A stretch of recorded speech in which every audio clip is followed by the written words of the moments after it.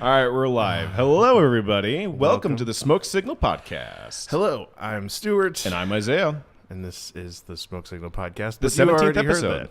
Yeah. Are we sure? Have we been really dang counting? nabbit. Let me check. Well, a funny thing about YouTube. Yeah, exactly. The thing that was fun, because did we do our 17th episode last time? So it might have been last time that we think- did our 17th episode. But for some reason, the 17th episode is gone. Yeah, that's really weird how it's that just happened. completely disappeared. Yeah. It's almost like it never happened. Yeah, we're moved from memory. I It's, changed it to number 18. So the reason that Before we do that. Oh, yeah. Okay, fine. What are we smoking?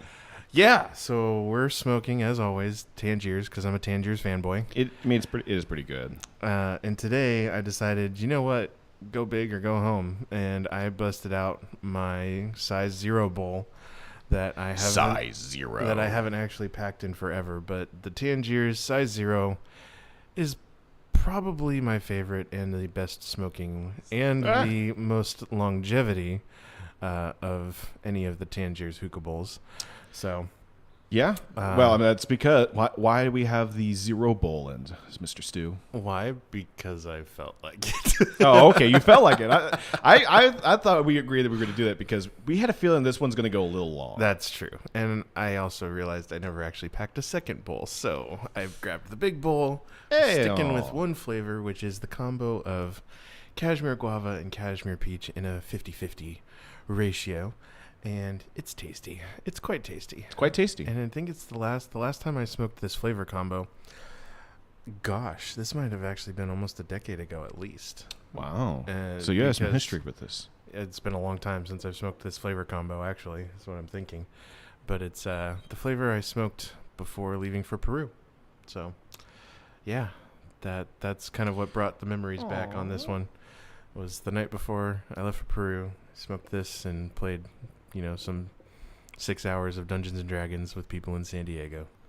Bro, 6 hours of Dungeons and Dragons, that's my jam. It's a good night. That is a good night. It's a good night. That's a good fun night. And then I had to wake up way too early to get to the airport, and then I realized I totally forgot part of like a whole suitcase. Oh, really? Oh, no. What did you forget? Like literally a whole suitcase. Oh, jeez. And like clothes and whatnot? Yeah, there was a bunch of stuff that I was supposed to bring down, and then I literally called my roommate who was still asleep. I was like, dude, I'm really sorry. Did you bring this bag to the airport?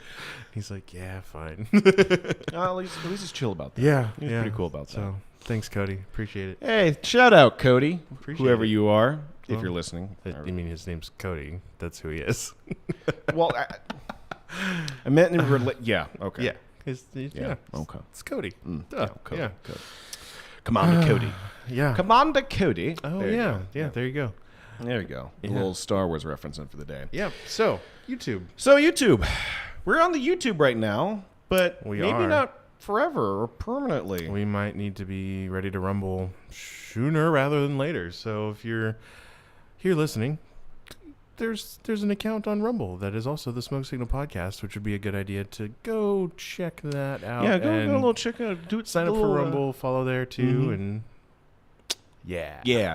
So, our last signal, which is really Yes. cool. I love that we Our named last- it the Smoke Signal Podcast because I The can last- say the last signal. At the last signal. The last signal that we made. Yep. The last signal The last smoke signal is no longer on YouTube. It's in gone. Its memory hold. It is memory hold, and I literally don't have access to it anymore. Yeah. It's fun. YouTube deleted it Yeah. off of their servers and whatnot. I'm pretty sure it's gone. Yeah.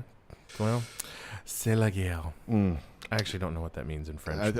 I'm pretty sure it's c'est la vie. Yeah, that's c'est le life. gars. I don't know. Is Thomas in the chat? He spoke. He spoke French. He would know. He would know. I think he took French in high school. I think. Yeah. No. He definitely took French in high school because he was. Anyway. So yeah. So the YouTube video that we did, the last live stream, got flagged, and it was removed. It was flagged for misinformation. Was it misinformation or disinformation? I actually don't remember anymore. What's the difference? Well, oh no.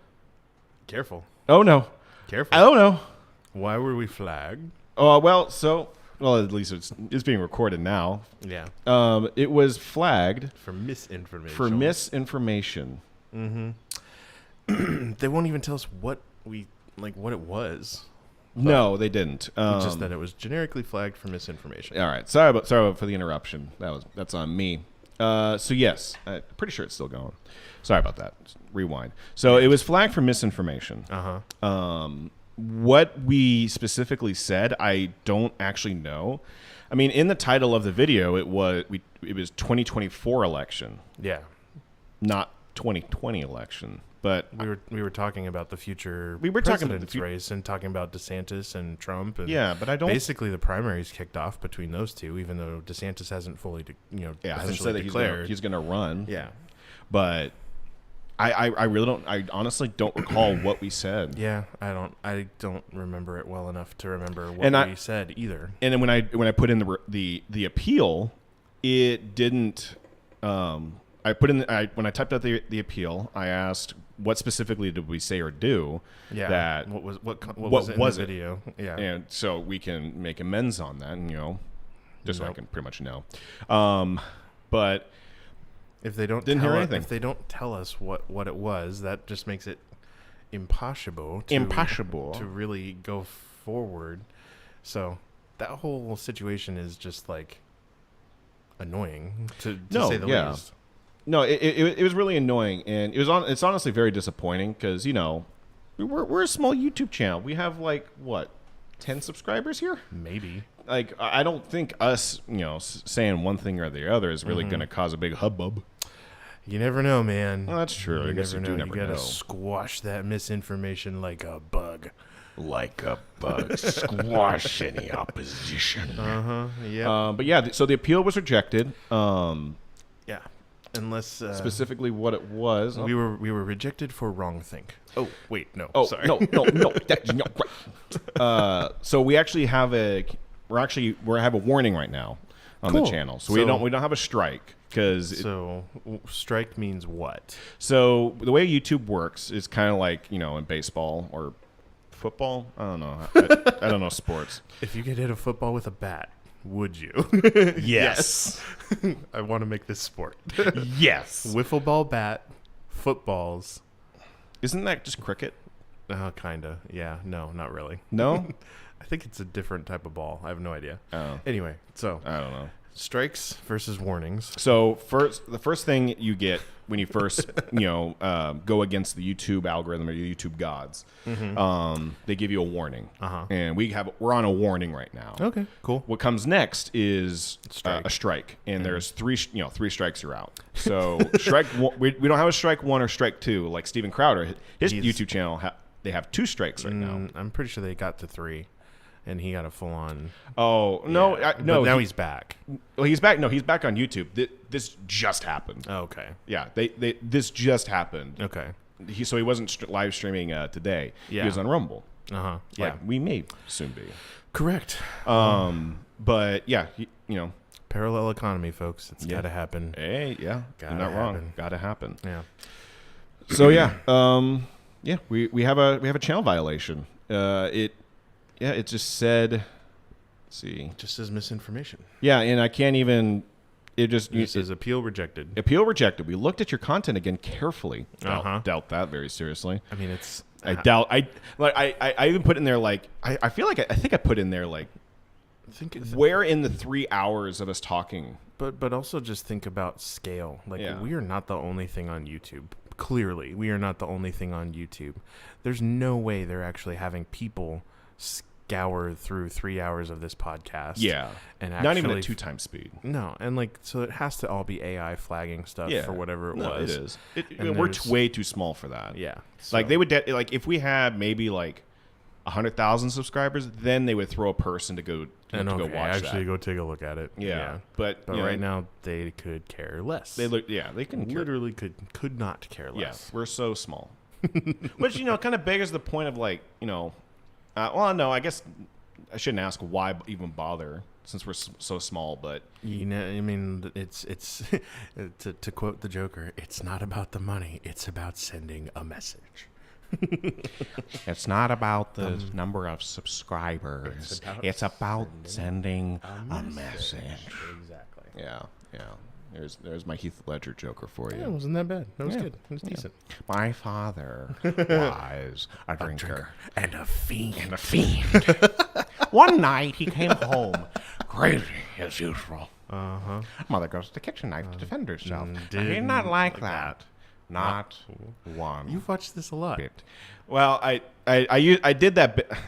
In high school I did voices as well, and one thing that people liked was the Joker thing because it just came out in theaters and whatnot. So I dressed up as the Joker for Halloween too. I don't know why the whole YouTube situation kind of reminds me of that scene from The Office. It's like, you now have a demerit. 4 demerits equals 1 warning. Yep. 5 warnings, and you get a citation. A citation. What about if I get 3 citations? Good question. Good question. 3 Well, no, you don't want to know. 3 citations, and you get a full-on verbal warning. Like, it's just like what comes after a verbal warning? A full desadulation. Yes. I don't even know what does that even mean? A desadulation. Desadulation. I have no idea. It might be a made-up word. Yeah, I feel like it might be a made-up which would word. be even better. Yes, that would be very Dwight Schrute. But still, like, well, thanks, YouTube. You actually kind of made me laugh really hard when I heard about this. Yeah, well, I was just, I was actually, it was ironic because I was setting up the Rumble for also a different channel that we may be doing. Yes. With D&D. Keep your eyes and ears peeled. For around Halloween time. Microphone. You're the one hitting the mic this time. I am the one. I appreciate you giving me the really nice. I gave you the nice boom arm mic. And the nice mic. Yeah. Because, let's face it, I'm the quiet one. You talk. You have you're very much like Bob Ross. Very soft, quiet talk. Talk softly and have a big hookah bowl. Big hookah bowl. Big old hookah bowl. Anyway, yeah. So that's that. Yep. Oh, the Illuminati. Yep. By Mame Balls. Yeah. The Illuminati. Not balls. Sorry, Bali. Balls. Illuminati. From this distance, I saw balls. I was like, wait, what? The Illuminati balls? Mame Balls. No, Oh, okay. Mame Bali. Yeah, it is definitely the Illuminati. Yeah. Yeah. But anyway, so yeah, that's the YouTube controversy. But we could let's broaden this out into like more of like a culture talk. I mean, yeah. So, in a larger scale, I think what it does, as I've already kind of hinted at, the unfortunate thing is that there really are no longer shared spaces anymore that can be shared by both people that are of a conservative mindset, a liberal mindset, Christian mindset, atheist mindset, because it has definitely become, ever since Trump was able to use Twitter to kind of go around the media gatekeeping of channel like cable news and those places. He just was going straight to the people and tweeting things. Mm-hmm. That is when everybody's like, we got to shut that down. Well, because they have to control the message. Well, I mean, the same thing happened during COVID at the peak and height of COVID. Yeah. He was popular during COVID because he was giving nightly addresses on the situation with COVID. Was it nightly or weekly? Trump? Yeah, Trump. It was weekly. It was weekly? Well, it might have been daily at a certain point. Like, it came... I feel the frequency, I think, did end up going daily. Yeah. Which, again, he was just giving updates and all. He was talking, had like the experts, the science, yes, on, and but 3-year anniversary of the worst executive leadership decision, the 30 days to slow the spread.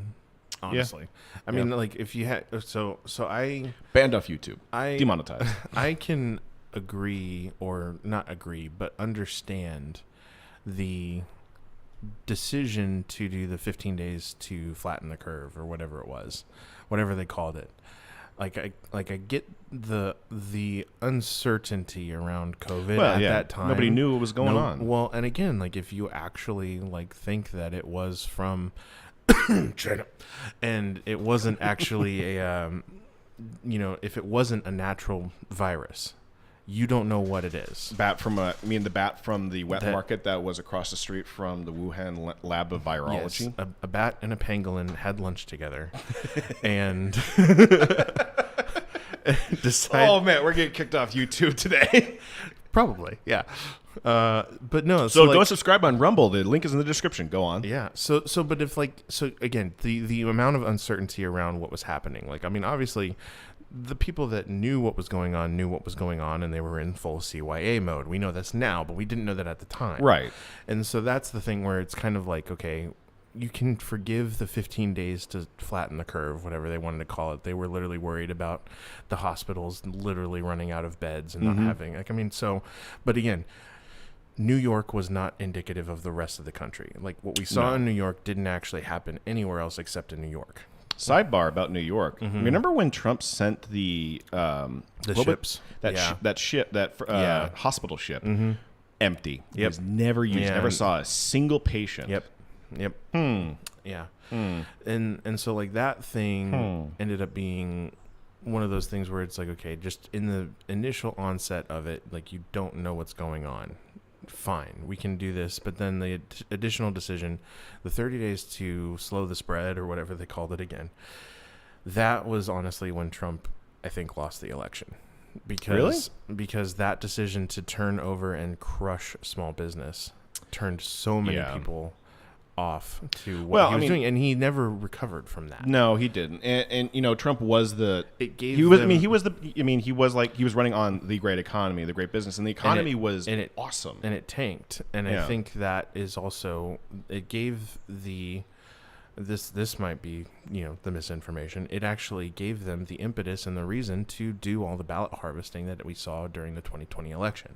Yeah. And I mean, like, you can go watch, 5,000 Mules and see exactly what happened there. And when I say watch 5,000 Mules, just know it wasn't just people on the Democrat side that were doing that. It was the right and the left. Yeah, no, it was both sides that are harvesting ballots, and ballot harvesting. That is an existential threat to a democracy. Who, if you want to actually have a fair democracy that people feel actually invested in, that their vote matters, their voice matters. Yeah, you can't have that happening. No, like not there's at all. The fact that was allowed to happen and allowed to continue. That's just not something that's going to be at all. You can't have a country with that. No wonder you get so many people that are just like, it doesn't matter. Well, no, too many people are saying like it doesn't matter, but it's because, I mean, I don't blame them, because after seeing everything that happened, I won't say anything. After seeing what happened, I mean, confidence in voting is at an all-time low. And I do agree that Trump putting in the 2 years to slow the spread, and really, being the instigator for that and the driving force behind that originally, and then to couple that with Operation Warp Speed, don't confuse that with Warp Speed of the left turning and being pro-vax, suddenly being anti-vax until Joe Biden became president. Before I was pro-vax. Yeah. It is really funny how that happened. Like, it's really, really funny. Because they were literally saying in October, November that there was no way they were going to take a Trump vaccine. Yeah. And then as soon as it was February, it's like, all right, time to vax. Time to vax. Everybody vax. Mandated. Yeah. Well, I mean, the other thing is, like, there was that, but also, nobody was going to. I lost my train of thought. Crap. It happens. Trains of thought can be a runaway. No. Vex. No. She's Vex. I'm Vex. Oh, yes. Yeah. She's Vex. I'm Vex. Oh, I finished Season 2? Yeah, I finished season 2. Yeah. Same issue with season 1, though. Yeah. Too fast. Yeah. And we'll get to that later. That will be a major hookah tangent. That would be that was close to a bad hookah tangent. Yeah. That would have derailed the train. Derailed the train. Well, at least we're not in Ohio. Yeah, well, at least we're not in Ohio, or the one that just happened in Montana. No, I was going to say conservatives originally were very pro-mask. Like conservatives all over, and everybody in the conservative circles were saying, wear a mask. It's just better to be safe than sorry. Just wear a mask just in case. You don't know if it works. It's so funny to think. And then that flipped on its head. It's so funny to like go back and like, I mean, you can listen to where podcasts were and where things were. And it's like, I was listening to Glenn Beck more then than I am now. Mm-hmm. Well, you don't want to you're tired of getting black-pilled? There's definitely that factor to it for sure. But I've always taken Beck as like, he's trying to warn people to prepare, but it's also just like, gosh, there's just so much crap going on that it's yeah, and there's really not much I can do about it. No, not really. Yeah. Well, I mean, other than just warn people and, and just try to be as like, much of a Paul Revere as you can. But, yeah. the problem I have with Beck is that, like, he's way too black-pilled. Like, I know things are bad right now. And, it's still going downhill. Yeah, but there's an intensity to it that's really hard to stomach sometimes. Yeah. Where you're just like, gosh, it just feels so intense. Well, no, you just. But the dude is a Christian. I know he's Mormon, but he's a Christian, so there shouldn't be despair. Yeah, we're not called to be in despair. That's put trust true. and faith in God that He will see us through. Yeah, I mean, but again, nowhere are we promised that the Christian life is going to always be peaches and cream. No, like, I mean, literally, no. in Jesus said to his followers, like, in this life you will have trouble, specifically because you are my followers. I mean, all but one of his followers were killed brutally. So yeah, but they also, that one follower that wasn't killed brutally, they tried. Yeah, they tried. He just didn't boil in oil. I don't know. That story is always so funny to me. He's like, we're gonna throw you in boiling oil. Okay. So here's the thing about Jesus. Can you turn up the heat? It's getting a little cool. So Jesus is our Lord and Savior. I know. Yeah. Just imagine the guards who are just like, what? I'm sorry. I'm so confused right now. My beliefs are being challenged right now. Yeah. We're gonna put you on an island by yourself. Because that's the best thing. That's the best we got. Yeah. Oh, he's mailing now. Okay. Yeah. Oh no, we got a letter. We just got a letter. Wonder who it's from. John. John. Yeah. So back to Beck. Okay, yeah, back to Glenn Beck. I still remember like listening to the podcast as like this was in like February, maybe like in February, March, and he's like, hey, there's a lot that we should be like kind of at least keeping an eye on and what's going on over in China with this virus that they have, because we don't really know what it is. And he's actually saying, it's like some people are saying like, paper mask, N95s. Like me personally, I'd say go get a P100 mask, and like, cause you don't know what I'm like. Yeah. And then, I mean, that's not an unfair assessment. Like, but again, it was so spot on because the particles of a COVID, virus go through, I'm pretty sure they go through the N95s. Like they're too small for even the N95 masks. So they're definitely like not stopped by the cloth mask or the paper they're not masks. stopped by a cloth mask. With the N95, because if I recall, like COVID is like 1/1000th of a micron. Maybe that's why we're getting misinformation flags, is because we don't actually do research. Maybe. Well, I feel like I did this research recently because I was looking at gas masks for a totally unrelated reason. Okay. And I was like, what's the particle density of like, other viruses like Ebola and whatnot, or H1N1, or like Fallout rate, well, thankfully, particles. But and I was looking, I was like, okay, so an N95 blocks out 95% of 1/1000th of a micron. Yeah. It's like, and I was looking, I was like, oh, wait, COVID's smaller than that? Yes. That actually does. But I'm not a doctor. That actually does remind me. I did just have a doctor's appointment like this last week, and they go in, sign up. Everybody's still behind plastic shielding. As soon as I walk in, I walk into the office and everybody has like their masks down like here, and they're talking to people. Then as soon as I walk straps. Yeah, chin straps, exactly. As soon as I walk into the office, it's just comes back up and is like, hi, how are you doing? How can I help you? And I was like, okay.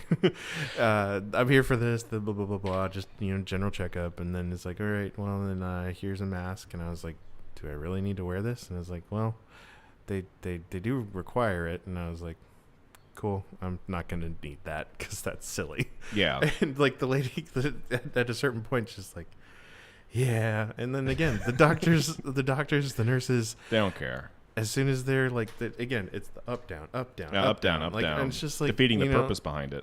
It's like, okay, guys, what's the point of mandating this other than just control? Or it's just control. It's just be. Yeah, you will do what we told you to because we told you to do it. Mm-hmm. And it's just like that is the most frustrating part about the mask now. I mean, when I went to the doctor last, which was just a general practice, it was much the same thing. Like I walked in, they gave me the paperwork and put a mask on top of that, and I just took that, threw it in my pocket, and went and filled out the paperwork and went to go see the doctor, and nobody else gave me a bother about it. I know. The only time it was funny because I went to go see another doctor, which is a rheumatologist, mm-hmm. and like she was masked up, face shield up, and had like the full gear on, mm-hmm. which I kind of get because rheumatology does deal in autoimmune disorders. Yeah, so that makes more sense than if you're dealing with people that might actually be at risk. The doctor told me to put a mask on. Mm-hmm. Nobody else at the front desk. I just walked by. Well, and so that's the part for me where I was just like, so the mask works. So if the mask works, and you're wearing one, why would I need to wear one? But the mask doesn't work for you if I'm not wearing one. Yeah. I wasn't wearing one 4 seconds ago. Yeah. And we've already established that COVID is an airborne virus. Yeah. If it's in here. It's in here. It's in here. Yeah. Wherever 2 or 3 are gathered. Wherever 2 or 3 are gathered, COVID is there. So says the science. In their midst. Yeah, seriously. It's just like, gosh. It is a willful lack of logic. Yeah, I think a lot of people are just yes men when it comes to that sort of thing. Like, I mean, I think it actually Bill Burr characterized it the best when he was on Joe Rogan, and he just said, "I don't know, Joe. I don't know. The TV just tells me to put on a mask. I do. I put on the mask." There was something that I just saw pretty recently with Rogan and Bill Burr where they were actually both like doing stand up somewhere. And, that's great. Well, and like it wasn't like they were like they were both on stage in like a group thing. Like, did you ever watch Blue Collar Comedy? Like, yeah, like how they end the show with all of them sitting up there and just kind of bantering. I loved Blue Collar Comedy. So it kind of had that vibe, at least the clip mm-hmm. that I saw, and like Bill like just is like, I want to thank you for the elk, by the way. The elk was delicious. And then Joe's like, oh yeah, and did you ever feel like it made you more aggressive? And he's like, no, you fucking idiot. Like, what are you talking about? And he's like, I love this man to death, but you are the most testosterone-filled person in the world. And Joe is literally just dying because he's just like, no. It was delicious. It was just delicious. And like, I love that, like, Joe's question, like, did you ever feel like it made you more aggressive? I was like, okay, that's hilarious. That's funny. It cracked me up. Oh man. I love them both comedically. I love Bill Burr. Bill Burr is very solid, and I love the fact that they put him in The Mandalorian, mm-hmm. even though he was openly saying he kind of hates Star Wars. Yeah, he hates Star Wars, but he played the character so well. He did a great job, amazing job, so good. And what's it with comedians who can do serious roles so well? So Bill Burr, have you watched Breaking Bad? Yeah, him in Breaking Bad was great. I know. It was. Yeah. I didn't know about Bill Burr until after I watched Breaking Bad. Yeah. And I saw Bill Burr. I was like, wait a second. minute. Yeah. No. Where do I recognize you from? Yeah. No, I mean, also in Breaking Bad, there was I don't play video games, but the guy who plays Trevor in GTA 5. Okay. He was also in Breaking Bad in one episode. Oh, okay. Yeah. I haven't played Gran Turismo. That's okay. I mean, it's not okay, but it's okay. I understand. I'm not a video gamer. You're not a gamer. I get it. You're not a gamer. I'm sorry. You should be sorry. I feel like you're judging me. Yeah. I really feel like that. Yeah, I am judging you pretty harshly. Anyway. Well, you and my parents have something in common. No, I'm kidding. I'm kidding. I'm kidding. My parents love me. That's fine. My parents love me very much, I think. Pretty sure. I think. Wait. Just thinking back at Christmas time. Wait, they weren't joking? Oh, yeah. Look at that. No. Love you, Mom. Love you, Dad. Sorry. It was just a joke. 'Twas but a jest. I thought it was funny at the time. That was funny at the time. In the circumstance, the context. It was just a joke. It was just a joke. That would actually be the hardest thing about being a comedian is like you want to say the funniest thing, but then if you actually like say something like it was funny, I don't actually mean it. Yeah. Like that's the part that I think a lot of people have a hard time with comedy lately is that they think like you're serious. You actually mean this. It's so serious. No. It's a homophobe. No. This is a joke. Yeah, I mean I'm saying it to be hilarious. Like I'm trying to make you laugh. But the people who are offended by that don't give a fiddler's blank. Because I mean, look at Dave Chappelle. He prefaced with that transgender joke with, "Hey, this is a joke." He found it, or she found it hilarious. Yeah. Well, and I mean, like you watched The Closer, his last special. Yeah. That whole story ends up being so tragic when you think about everything that came out of it. It's just like, gosh, yeah. Well, when you're professional outrage, when you're professionally outraged, that tracks. It makes sense when you take your brain out and replace it with crap. I'm so funny. I am offended by current thing. I am offended by I support current thing. Yep. So yeah, I don't know, man. It's YouTube. It's everything. It's culture. There's a lot of. It's becoming like digitally balkanized, which I don't like. No. I know it is important to have alternative spaces and whatnot and parallel economies, but and like the reason you need that parallel space is because you have to be able to survive. Well, you can't. I mean, yeah, you would technically be able to survive if you went back to a fully, if you were completely booted offline because of gatekeeping and all of that stuff. You would have a very hard time with life. Like, that would be very difficult to live. In that society. It is very difficult, but in effect, what you do by doing that. Hi, Mark, by the way. Oh, hi, Mark. What was I saying? Well, we were talking about digital balkanization. Yes, so digital balkanization. That balkanization is not really all that healthy. I mean, it's kind of in a weird space where you do need to do it, but because you need to stand up for what you believe in. But by doing that, you are contributing to that balkanization, and what does balkanization beget? Yeah, it just continues to insulate and creates more and more bubbles. And what you do is you create parallel cultures, and when you have parallel cultures, you have they completely divert and go in separate directions until civil war, or if it's in the same nation, or just outright war if it's two separate nations. I mean, look at what happened with the Spanish Civil War. I kept thinking Spanish American War. I don't know why my brain went there. That was a war, but I'm not. No, it's not. The Spanish Civil War is a great example of a nation being torn apart because there are subcultures that just get further and further apart. Because the extremists of each sect takes over. Yeah, I mean the reason why. My understanding of the Spanish Civil War, the reason why people were in support of the nationalist Spain, which was the fascist Spain, was because the communists and the anarchists were not the anarchists. The communists were executing priests, burning churches, destroying the Spanish culture. The Spanish culture, like intentionally doing so because they wanted to destroy it. And the normal people were like, no, stop that. I go to church there, or this is where I go to work, and you're destroying it. I'm going to go with the person who says that's wrong. That's wrong. Okay, I'll go with him then. Like I get the other fascist stuff. That's not good, but at least they're not threatening to, kill me for being a Christian yet. Yet. Actually, I don't think that ever happened in Spain. No. Franco was kind of a mild fascist. Wow. And why are we off of YouTube? And that's that.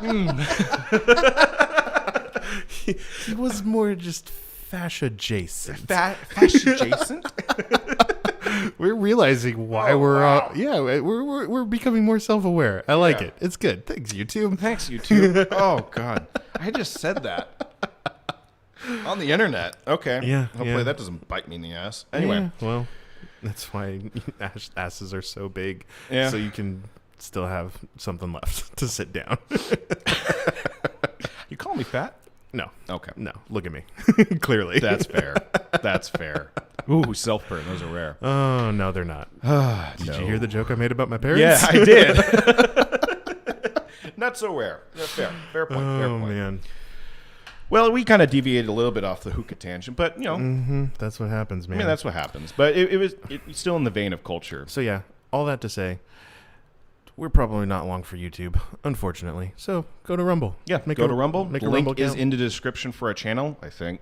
Let me double check. Yeah, let's make sure we're actually doing that. Let me make sure.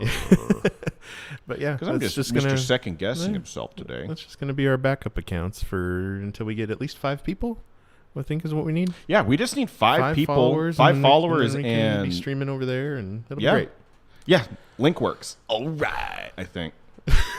You just clicked it. I don't know. Actually, better yet, people. There's 4 concurrent watchers right now. Go ahead and click that link and make sure it does link to the Smoke Signal podcast on Rumble. And if it doesn't, let us know. And then What's we'll this get it week's? fixed. What hookah flavor are we? Oh, smoking? yeah. Did we not say? Well, we did. Okay.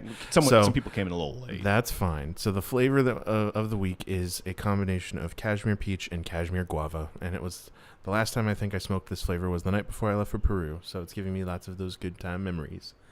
And we also are smoking out of the Big Zero Bowl. The Big Zero Bowl. So this is the bowl that you get like the epic 12-hour smoke sessions out of on a single bowl, kind of stories. That's not to say we're going to go. We're not planning on an omnibus going podcast. Yeah, it's not going to be that long. No. But I just was feeling like the big bowl. And I didn't pack a small bowl, so there you go.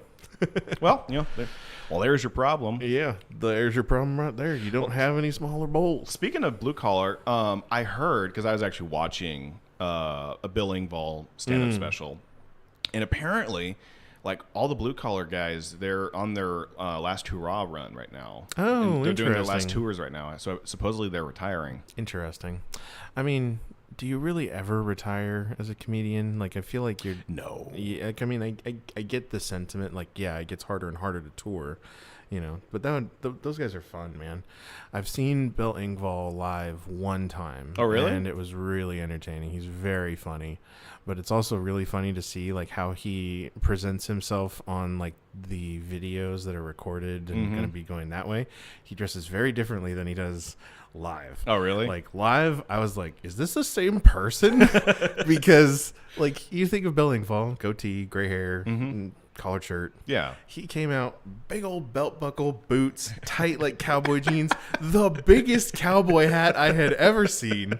And I was like, you're in California, in SoCal. I was not, and then it was just really funny. Well, I mean, he lives in California. I know. It was just, that is funny. It just cracked me up. I was where's Larry the Cable Guy? Where's Jeff Foxworthy? Where are those guys? Are they in backstage? Yeah, no, waiting to come out. But no, it was very funny. He's very entertaining. So how long did it take for you to realize that Larry the Cable Guy's voice is not actually what he does on stand up? Oh, that was something that was made apparent to me in an interview where he actually I just ended up seeing a clip of him talking normally his regular voice. I'm like, oh, you're a character. I like it. Yeah. He was on Louder with Crowder when I noticed it. It's like, oh, we have labeled Larry the Cable. They used his real name. Yeah, my name is Larry the Cable Guy. Oh, yeah, wow. Yeah. Was wow. All right. Yeah. No, that I remember hearing that, and that voice is just one of those things that he's made into multi-million dollars. Yeah, exactly. I mean, do what works, I guess. Hey, if it's a good shtick and it sticks. The shtick sticks. I mean, Ron White's, he's just a drunk. Yeah, well, but he actually is. Yeah. Well, I don't understand how he's friends with Dr. Phil. That thing is the wildest combo to me, too, where I'm just like... There's no way you're friends with Dr. Phil. Apparently, yeah. Apparently he is. But I think Phil is literally just trying to be like, please don't die.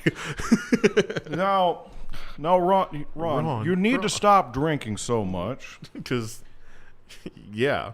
No thanks. No thanks. I just envision how that conversation goes. That is exactly how that conversation goes. Yes. Oh, man. But yeah, so follow us on Rumble. If we want to continue doing this, we'll have to figure out multiple sources of where we can get the signal out. Diversified signal spaces. We've been wanting to do that for a while, and this might be the motivation we need. So, it might be the swift kick in the pants we need to get this Rumble ball going. Yeah, there you go. There you go. You said that sentence too. Yep. Putting that one in the YouTube title.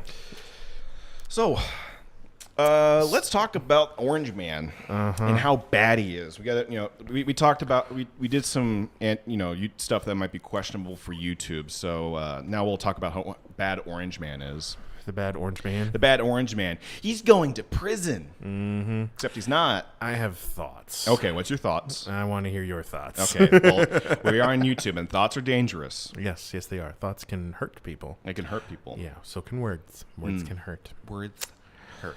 Yep, so careful of your words, otherwise That's they might biblical. They might be your wrong. Your tongue is like fire and snake. I think that's how it goes in the Bible, right? I never read it. It's like a rudder. It also is untamable. Who can tame it? Yes. Now we're getting into deep philosophical. All right, Jordan Peterson. No, that's. You can talk about. We're going to talk about lobsters next. That was a horrible Jordan Peterson. That was horrible. I was like, was that Kermit? Was that Kermit the Frog? I mean, what's the difference? Anyway, go ahead. I'm not Seamus Coughlin. Go ahead. So, the indictment. The indictment. Yeah. So we need some deep music. Dun dun dun. It's completely ridiculous. Oh no, it is. It's absolutely ridiculous. Mm-hmm. So this, on its face, again, was it wrong? Yes. Yeah. Let's be honest about this as like Christians first. Mm-hmm. You paid a person to not talk about the fact that you slept with them while you were married. This is wrong. No, this is very wrong. But yes, I it took Mark a second to realize who Orange Man was. Oh yeah, there you go. We're talking about Donald Trump. Donald John Trump. Full name. He's in trouble now. But here's the thing about that. Is there even evidence to prove that even took place? Because again, on a federal level, they did an investigation. They haven't released the actual indictment evidentiary base, so we don't know what they're going off of. But didn't Stormy Daniels, didn't she say on the record, I did not have sexual relations with Donald Trump? That's President Clinton. You're confusing the two. No, I know the phrasing was like, I did not have sexual relations with that woman. Yeah. No, like I'm pretty sure she said she never had sex with him, and that is not because Trump paid me or Michael Cohen. I think Michael Cohen's the guy who did it. Like technically paid the hush money. And it all happened before he declared for president. Yeah. So there was no campaign finance to be flouting to begin with. He hadn't declared. Two points to that. That doesn't matter because they were going to convict him on the Joe Biden thing, which, that was before Joe Biden even declared he was running for president. The one that they impeached him over. Yeah, they tried impeaching him over. Yeah. I mean, he wasn't president then, Biden wasn't even running for president then. Hadn't actually declared. And actually declared, nor it really indicated. He kind of just like, I'm running for president. Where am I? Ice cream. Oh, ice cream. Who's those good-looking kids back there? Oh, look at that. Yeah, he's a creepy president. He just needs to have, a whistling S, and everybody will know he's Herbert. Yep, not there yet. There, Sonny. Anyway, So, like, there's no evidence to show that Trump, that even took place with Stormy Daniels. Stormy Daniels did say on the record that she did not have sex with him. Well, she's now reversed that and kind of spilling the beans. So. Didn't she reverse it, like, twice already? And how? She's potentially, this is going to be, for lack of a better word, a crap show. No, well, yeah. It is going to be insane. Now, this is the part that frustrates me the most. Okay. The actual indictment is absolutely toothless. It is a state municipal DA who is making these charges and filing this indictment. Mm-hmm. This is not federal. This is not even, I think, because they cleared federal. So the fact that this is the part that's frustrating is that it was a week ahead where Trump said that they were going to indict him and blah, blah, blah, all the stuff. They're going to indict me. All the stuff that Trump said. Gosh, this is the part that just makes me think we can't have nice things. We can't have nice things. Can't have nice things. Because Trump is the weather. He just goes with the wind. He doesn't think he just does. Yeah, he's a man of action. And no, he's not even actually a man of action. He's a man of, I want my name in the headline. Okay. And so that's why. So tomorrow, Trump is going to turn himself in. Why? He doesn't live in New York. He doesn't actually he is not a resident of that state. Yeah. DeSantis has actually come out as the governor of his state and said, no, we're not going to abide by this. This is ridiculous. Have fun. And told them that Trump has his back, or he has Trump's back on this. Well, you can't pretty much just said Florida's not going to extradite him if New York asks. And he just kind of it's ridiculous charges, whatever. And so this is where we can actually, this was the perfect opportunity to take the glass-jawed DA and just punch him in the face and say, this is not happening. We have to challenge them at some point. And this is not challenging them. This is getting yourself the headline. No, it's getting himself the headline, but also don't forget, yesterday Trump raised $5 million. What was the point of everything last week where he went out and said they're going to indict me, and then everybody in Trump camp came out and said DeSantis's language was not strong enough at all. He needed to be in Trump's corner, and he wasn't in Trump's corner, and blah blah blah blah blah blah blah. All of the stuff that they went after. I DeSantis. I do agree that DeSantis could have been more vitriolic in what he said, and just you could tell New York over my dead body. Okay, why were you asking for that? Yeah. If you're going to turn yourself in. Well, yeah. Why? Well, it makes no sense. But maybe Trump and DeSantis talked, maybe there was a phone call that said, hey, I'm going to turn myself in. Just throw out a statement saying you support me or do whatever. They're rivals right now. Yeah, they are rivals. They are rivals. But they really shouldn't be. Dude, it just makes absolutely no sense that you would turn yourself in for this, because this is the actual time to just completely reject the premise and actually say, no, this has zero standing. I am not going to play with this. Yeah. And I mean, listening to the clips of Lindsey Graham on Sean Hannity, going through and just saying it's like, you got to support Trump, you got to vote, you got to get your friends to vote. And it's just like, guys, we've done this shtick for the last decade, and it's gotten us here. Yeah. And we have to actually fight back. This is not, and when I say fight back, I'm not actually talking about being violent in any way, shape, or form. I am talking about reject the premise of the argument that's being made. We always because the argument's ridiculous. The premise. Well, but here's the thing. Republicans and conservatives fall into this way too often where they're like, we have to play by the rules here. They're not playing by the rules. They're deliberately breaking the rules. Trump is what they're trying to indict him on is past the statutes of limitations, and I'm pretty sure it also violates double jeopardy.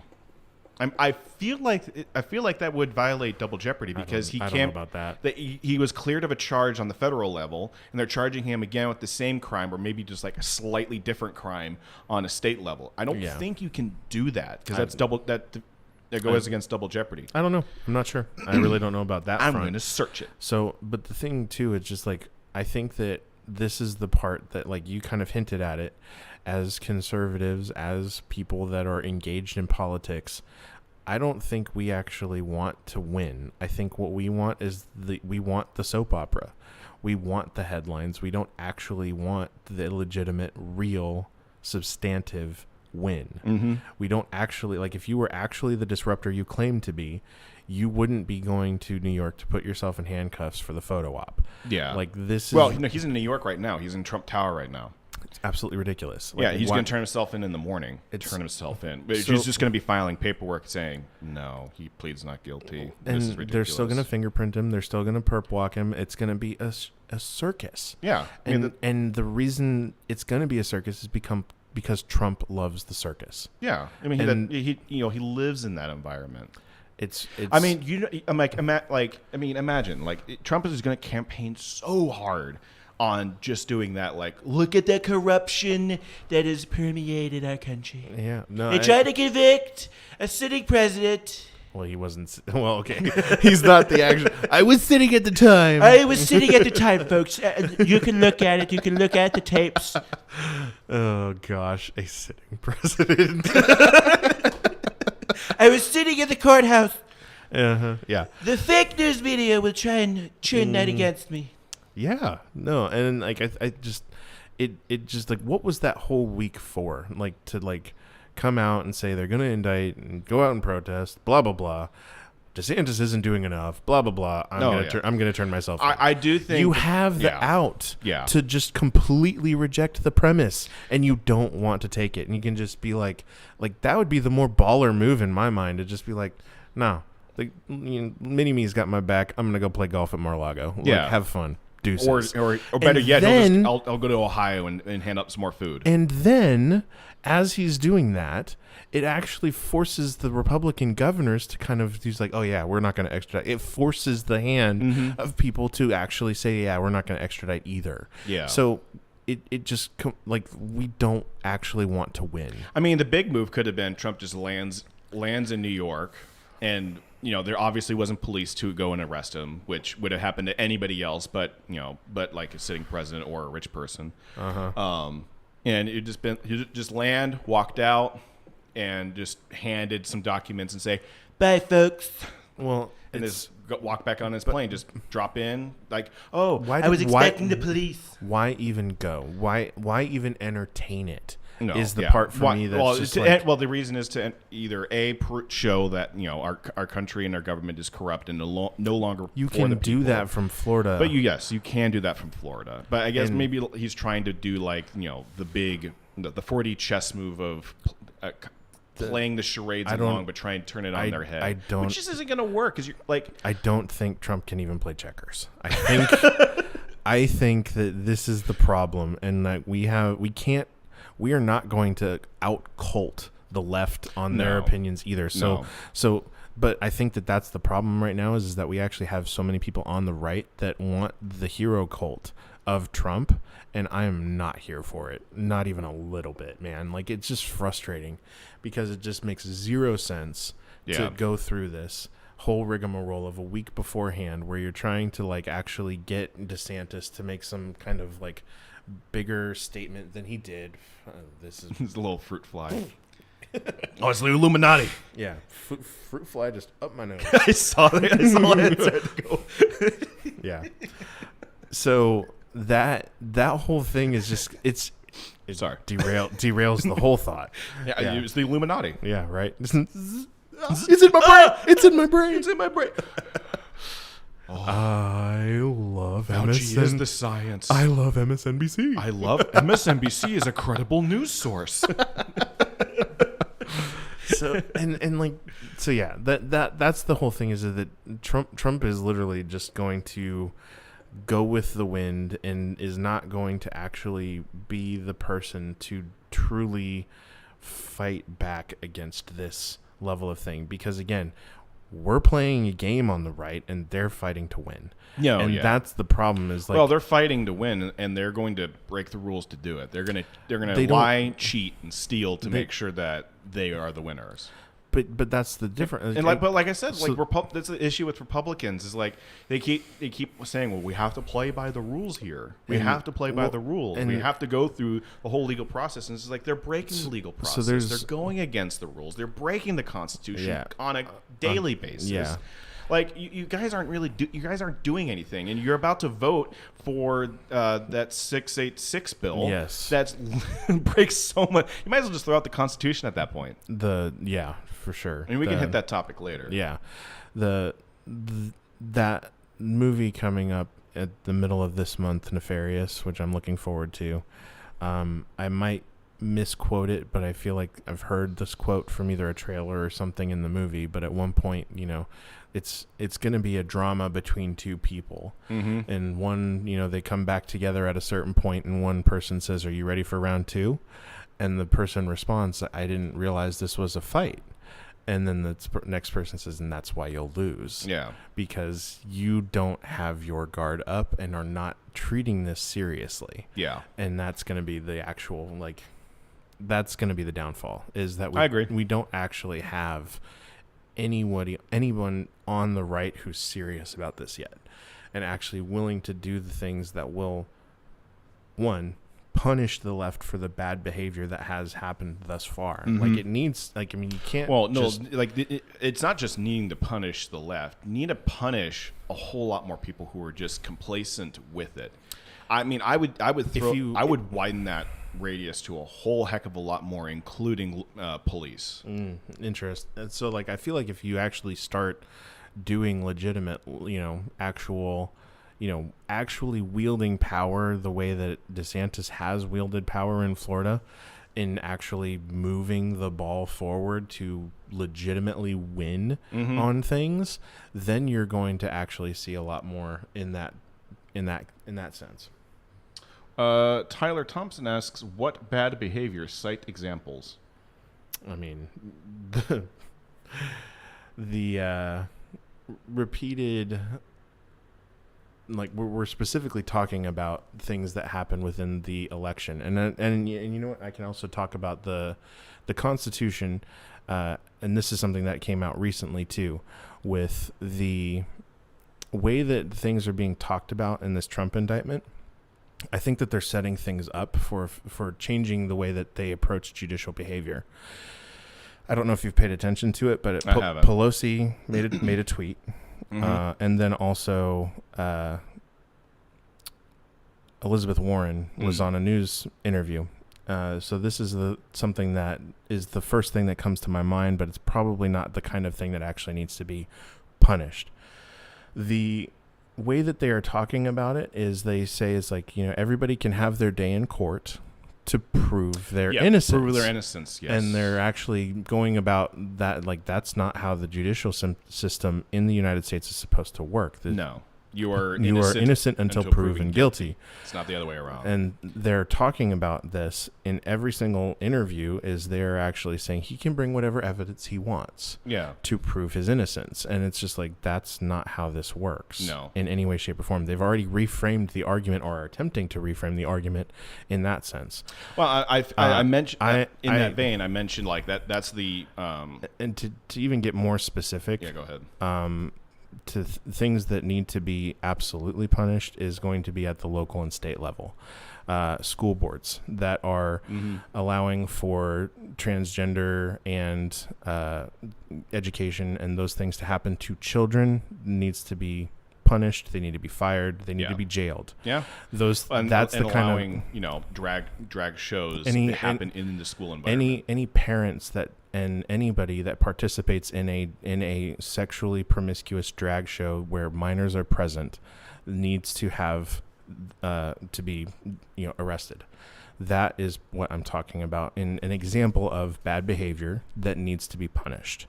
That is a very clear example. Now, if we even go further, back to the voting example where you are flouting voter registration laws and actual anti-ballot harvesting laws in many states that have these laws against ballot harvesting, it's very clearly been proven that this occurred. So we know who engaged in it. We know who participated in it, we're going to go forward and arrest them. Yeah. This is the kind of stuff that doesn't on both happen. sides. Yeah, Preface with again, both sides. yeah, it's not just a left thing; it's a right thing. It's a left and right thing. Yeah, that would be some of the specifics of bad system-breaking behavior that needs to be punished. Yeah, well, and like I mentioned, I'm pretty sure, I'm not a legal expert. I'm pretty sure, like, even New York going after Trump for this is in violation of double jeopardy, which is a legal foundation for our entire legal system. But Tyler Thompson, as with it, also DeSantis just got our property taxes raised 60%. How is that winning? Oh, fun. Good for him. No, that's I don't know the specifics of Florida and the property tax situation. I'll definitely look into it, but no, that sucks. Yeah, no, that definitely does suck. It's not something that I would be in favor of. No, absolutely at not. all. Well, also, I believe Florida is a no income tax state. Correct, and Texas is the same, but Texas property tax has been the exorbitant thing that they do here, and that's how Texas makes most of their state income is through property tax. And I'm saying it's a good thing. All taxation is theft. Just want to throw that out there. But again, like especially with property tax, if it continues to go that route, like I mean, you're not able to ever own your actual property anymore. Like that concept's always been weird to me. Like I own this house. You're still paying property taxes. Why? Yeah. Why? Yeah, I seriously. own this. Yeah, this is my land. Anyway. Yeah. Probably like eminent. No, not eminent domain. That's something else. No, that is eminent domain. Eminent domain is when they take your that's property when they take it away. and do something with it for public usage. Yes. Yeah. That's eminent domain. Yeah. But no, I mean, raising taxes never good. Definitely an L for. But yeah, no. If you have anything that's on like the specifics of that, definitely curious to look into it and see what he did with that, because that's terrible and not something I initially off the bat would be in favor of. I'd actually want to see the government starve. Yeah, like I mean, because it's gotten to the point where it's so bloated in every sense. Like yes, there is going to need to be some way that you supply for the common defense, but again, tariffs. But that's how it was done before World War One. And we fought an entire civil war with no income tax. And then the idea of how do you actually that is a big quandary for sure. And that's always the fine line you're going to run is the state is going to exact its pound of flesh somehow, some way. No, that's otherwise true. It's going to not actually be a government. No, that's why the people need to be vigilant and But again, like I don't like income tax. Like income tax is ridiculous. But again, tariffs. That's where you get it from. You get it from tariffs, and so like that's where you start to kind of get into the concept of like, okay, flat tax would actually be a fair way of just across the board, whoever this number. Like it doesn't. And that's what you actually see in a biblical example. Was that's how they approached taxing was 10% of whatever you grew in your or whatever you had, that was what you tithed. Yeah. And again, their structure of government was a theocracy, religious one. Yeah. Even when they went to a monarch structure, they still maintained the tithe, and then there was additional offerings to support the king and those kinds of stuff like that. So I don't know. Well, there's that. I mean, talk about taxation and money and stuff. That goes way over my head. I failed math a lot. Tyler adds with, I think raising property taxes so egregiously and waging mindless, directionless culture wars need to be punished. Cool. Yeah. I mean, but what are you referring to as mindless? Like, I mean, I think that like there's a certain point where you're going to have to say, no, this is a line we can't cross. And I don't think discussing the issue of approaching children with the ideology that is one of transgenderism and one of just, literally doing irreparable damage to children as they are forming themselves. Like if you're 18, you can, in this country, do what you please, but that is something that is going right. You're welcome to. You're welcome to. But again, it doesn't mean that we have to support it, but we also have to be willing to just stand up and say, no, this is wrong. Yeah. This is not something that we support. Well, but I mean, but that's the only, but that, I mean, culture war is, I might be a little, not controversial, but like culture wars are always ongoing. And because culture is constantly changing and kind of, bumping one way or the other. I mean, you might call it a mindless culture war. That's where you end up having the people that disengage because they don't actually feel like it's the realm that they're supposed to engage in. Yeah. And then suddenly you wake up and you realize, like, wait, what are you? You're telling my son he's not a boy, like, or you're telling my son that he needs to apologize for his whiteness or for his race. Like, there's things that are in that do not. Like, if you keep your head in the sand long enough on where the culture is going, you're gonna wake up and be surprised at, like, where did this go? Yeah. How did we get here? Yeah.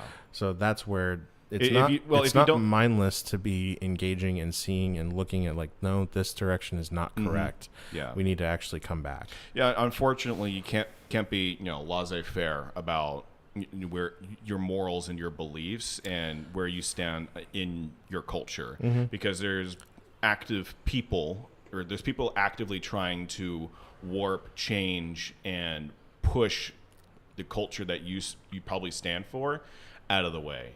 And it's a very slow erosion for sure.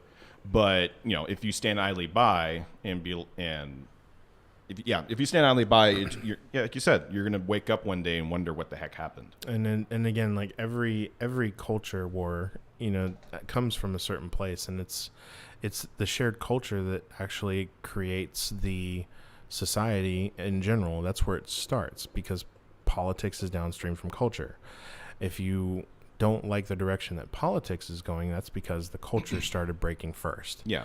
And exactly. That's going to be the place that, I still think that there is the engagement that can happen there. And I still think story is going to be a very powerful way to engage the culture and actually get people thinking and having questions of, like, okay, is this actually the way that we need to go? Mm-hmm. But as for lack of a better, time waster, social media is not the place to engage in a culture war, because I don't think that anybody actually has their mind changed from a Facebook post or a tweet.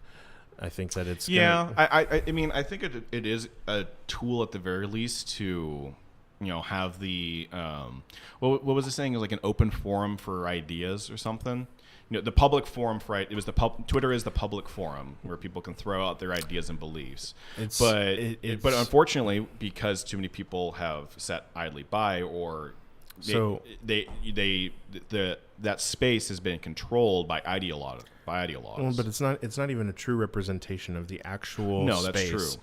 Because Twitter is made up, I think, only, I'm going to be generous, I don't know the actual numbers, but the last number that I remember hearing, that only like 3% of the actual U.S. population has a Twitter account. Yeah, I could be wrong about that number. It could be more than that. I can look that up. But again, the majority of the people that are on there are going to be in the major cities that are going to be the more left-leaning people. So you already have this space. Well, in cities, that just begets more liberal and left-leaning policies and ideology. And so that becomes the space that you're going to see how that space engages. And then when they actually encounter people that are in Iowa, it is actually much higher than that. Oh, okay. According to the Pew Research Center, take that as you will, because I don't know if Pew is reputable. It's just the top result. The percentage of people, and I'm not using Google. I'm using Brave. Use Brave, not Google. Nor DuckDuckGo. The percentage of individuals. According to the Pew Research Center, around 1 in 5 U.S. adults, roughly 23%, say they use Twitter. Okay. Which has remained consistent over the past several years and is similar to the share who use Snapchat, 25%, and WhatsApp, 23%. Then the actual number that I feel like the 3% number is the regular engagement of Twitter users. That might be it. Regular engagement. And so the people that are engaging most of the time on that, out of even all of the users of Twitter, so again, you can say that this is the public forum, the public space, but it's not going to be an actually true representation of people's opinions. No, but I mean, that can also be applied to a lot of other things, like maybe in town halls. Mm-hmm. Yeah. You might have that deviation of, because like in town halls, like most young people aren't going to go to the town hall or a parent teacher meeting or whatnot. Yeah. It's going to be the people that are actually engaged. But the problem is that you don't actually have any people that are engaged in that. Yeah. And they don't get engaged until they're pissed off about something. And then after that, once they've said their piece, they kind of go back and be like, all right, I said my thing, I'm done. And, I said my thing, I'm done. And then, they still went with it anyways? I'm mad. And then that's how it continues. Yeah. So, losing liberty is a very, and losing the culture really is a very slow rolling process that is eventually accelerated by a revolutionary force that carries about it in a very radical and violent way, historically speaking. Yeah, it comes on slowly, but again, it does also has a tendency of happening overnight in a lot of ways too, where it goes now, and just goes faster and faster as it, Crystal knot. Exactly. October Revolution. There's all of that, so it's important to still be Lexington Concord. Yeah, the argument to just be completely disengaged from the culture conversation, I don't think is one that has merit, because the church unfortunately has left its position vacant in speaking into the culture. That's true. And the church is the conscience of a society, and the church has been silent on a lot of those kinds of things and hasn't actually stepped up and said what it needs to be doing. Yeah, that's very true. I agree with that. We don't have anything else in the chat. Yeah. Hopefully that answers your question, Tyler. Thank you so much for commenting, by the way. I really appreciate it. Yeah. Whether or not you agree with what we said, we still really appreciate it, man. Thank you for adding your input. Yes, thank you very much. Appreciate it. This is the input. This is the comment form that we need. See? Yeah. But, yeah. So where do you stand with Trump DeSantis in 24? Say DeSantis goes to run. Where are you at right now? We can't have nice things. I think it's going to be Trump. You think it's going to be Trump? I think it's going to be Trump is going to be the nominee. And if the opponent is the dementia-addled demonic construct that we currently have in the White House, what are you talking about, man? I will ballot harvest myself. I'm kidding. Kind of. But still, it's just like, okay, no, I really do not want Trump to be the nominee, because I don't think he's learned anything. I don't think he's learned a single thing, and I don't think he will. And I think that it's going to be... know. I don't know where I stand on it. I mean, if DeSantis ended up being the nominee, I feel like that would be a lot more supportive in that sense. I obviously get that there are people in Florida that don't like DeSantis for what he's doing, but again, with a 60% increase in property tax, I definitely want to look into that. I'm gonna look it up right now. Yeah, so that's one of the things that those are the kinds of things that need to come up and need to be discussed. And I mean, this is why, again, we've made a lot of Joker references so far. This is why we have tryouts. We're gonna have tryouts. So yeah, let them fight it out. I mean, you can't have sacred cows in this kind of thing, because it is too important of a situation to actually just be culting for your hero worship so far. And again, if DeSantis turns out to be like a milquetoast whiny Republican that's been doing all of this kind of stuff on the back end, that you're claiming that he has, raised their property taxes 60%, that's garbage. No, yeah. And definitely needs to be something that's addressed. What are you finding? I'm trying to find that 60% number.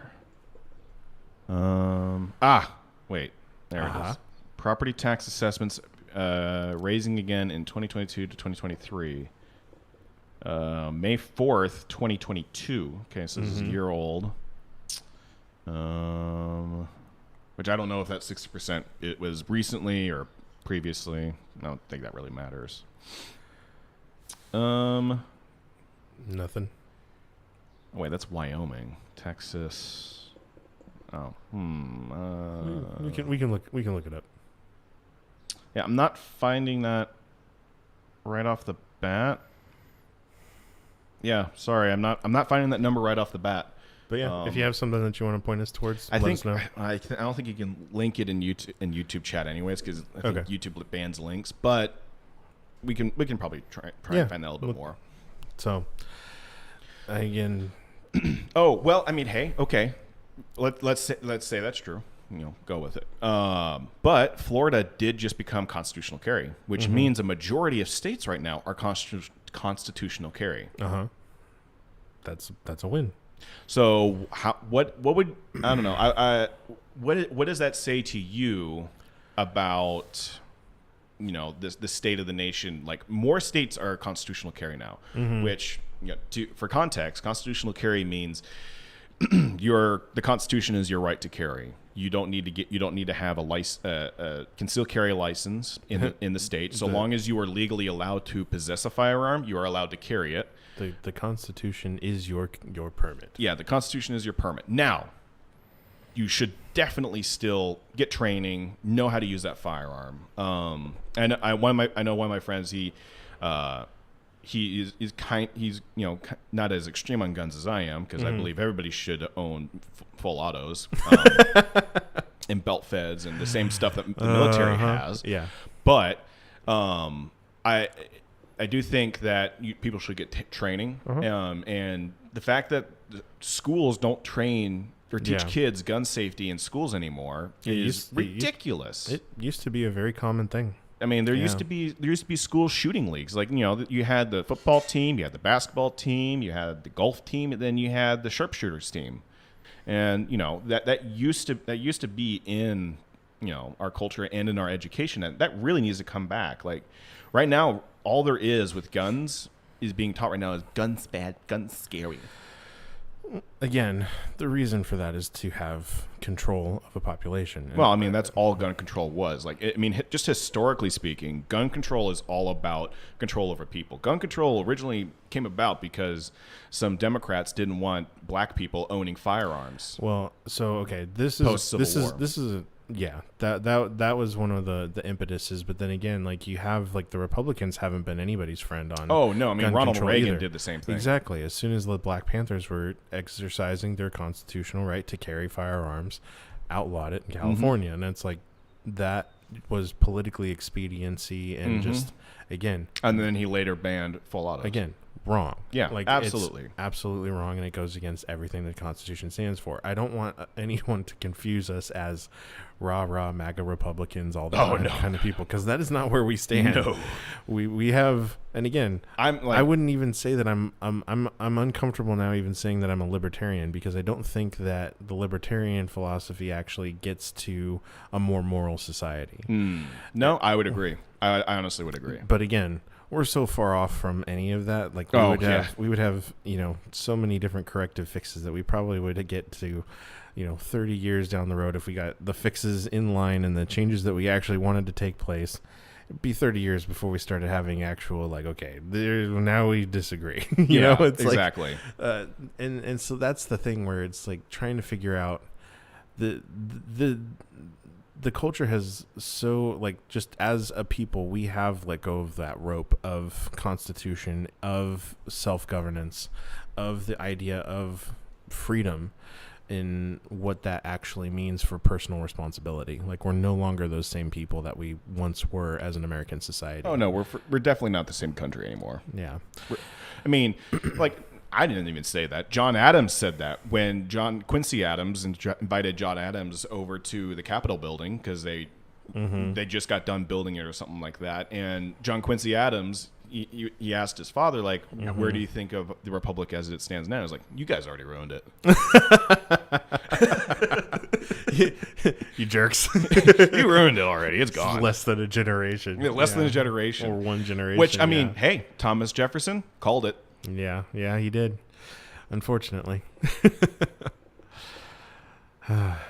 So yeah, but that is kind of the antithesis of. Did I use that word right? Antithesis. It's the antithesis of a democracy or this form of representational government. The people will vote themselves into the grave if they so choose. Like, people get the things that they vote for. Right. Yeah. I think the quote is something like, the people get what they deserve. Yeah. Because it's that form of representative government. Exactly. Yeah. Now, whether or not politicians are intentionally being duplicitous to the people and not actually, being forthright about their intentions and what they're doing, there's a lot that's so broken at this point. It's no longer something that I know I joked about it on a previous podcast, is that idea of the rhino Republican in name only. Well, that's us. Like, that is us. We're actually, like, what the Republicans actually stand for is no longer going to be something that I even openly support. No, I mean, there's too many Republicans now that I just don't support anymore. The one who's remained consistent, though, is Rand Paul. Surprise, surprise. Yeah. And his dad's pretty great, too. Yeah, Ron is pretty cool, too. He should have won the nomination. And it was I think it was Ron Paul who, the reason why conspiracy theory became like a used verb now. Yeah. I think it was because of Ron Paul's presidential run, because he was against, I think it wasn't around the time that George Bush was running. Mm-hmm. Yeah. And he was talking about the Iraq war and how BS it was. Yeah. And he was 100% right. Yeah, 100% right. Yeah, and they called him a conspiracy theorist because of it. No, and it's one of those things where it's like, hindsight is 20/20. Speaking of conspiracy theorists, I wanted to mention this earlier when we were talking about Glenn Beck. I find it really ironic that I get more positivity when I watch Alex Jones's channel than Glenn Beck. Yeah. Glenn Beck is doom and gloom, and you've got, Alex Jones like, everything's terrible right now, but we're going to win. They're evil, demonic beings. It's just like, there's more positivity in that, because I mean, there's lots of doom and gloom, but so long as you're fighting, you can't give up hope. Because as soon as you give up hope, you lost. And like Malcolm Ellis wrote in his book, The White Pill, you have no idea how bad it can get. Yeah, you have, for sure. You cannot. We Americans cannot fathom how bad it can get. Yeah. When you had the Holodomor going on, and parents were eating their kids so that they can survive and eat something, like, that is 1,000 times beyond where we are right now in a country. We're not even close to being there yet. Well, and pray we never get there. Well, ever. Ever. It's just one of those things where it's just like that. The fact that this form of government is something that people speak of laudingly and want to actually see emulated. It's just like, you don't remember history. No. You have zero concept of where this has gone and what's happened before. Yeah. Yeah. I mean, and that's also baked into the cultures of, former Soviet bloc nations. Like, I think Malice was talking, I don't think he was talking to Lex Friedman, but he was saying that one thing he noticed when he first came to America was, in America, Michael was saying, like, I think I want to become an author. And people were like, yeah, you should definitely do that. Go try and do that. Do it. And when he was talking to his Ukrainian family, because he's from Ukraine, CCP Ukraine, they were like, are you sure? Are you sure that's safe? That might not be a good decision. Have you thought it completely through? That might be a bad idea. And again, that's just, how do you know you're going to be successful? How do you know this is going to make you money?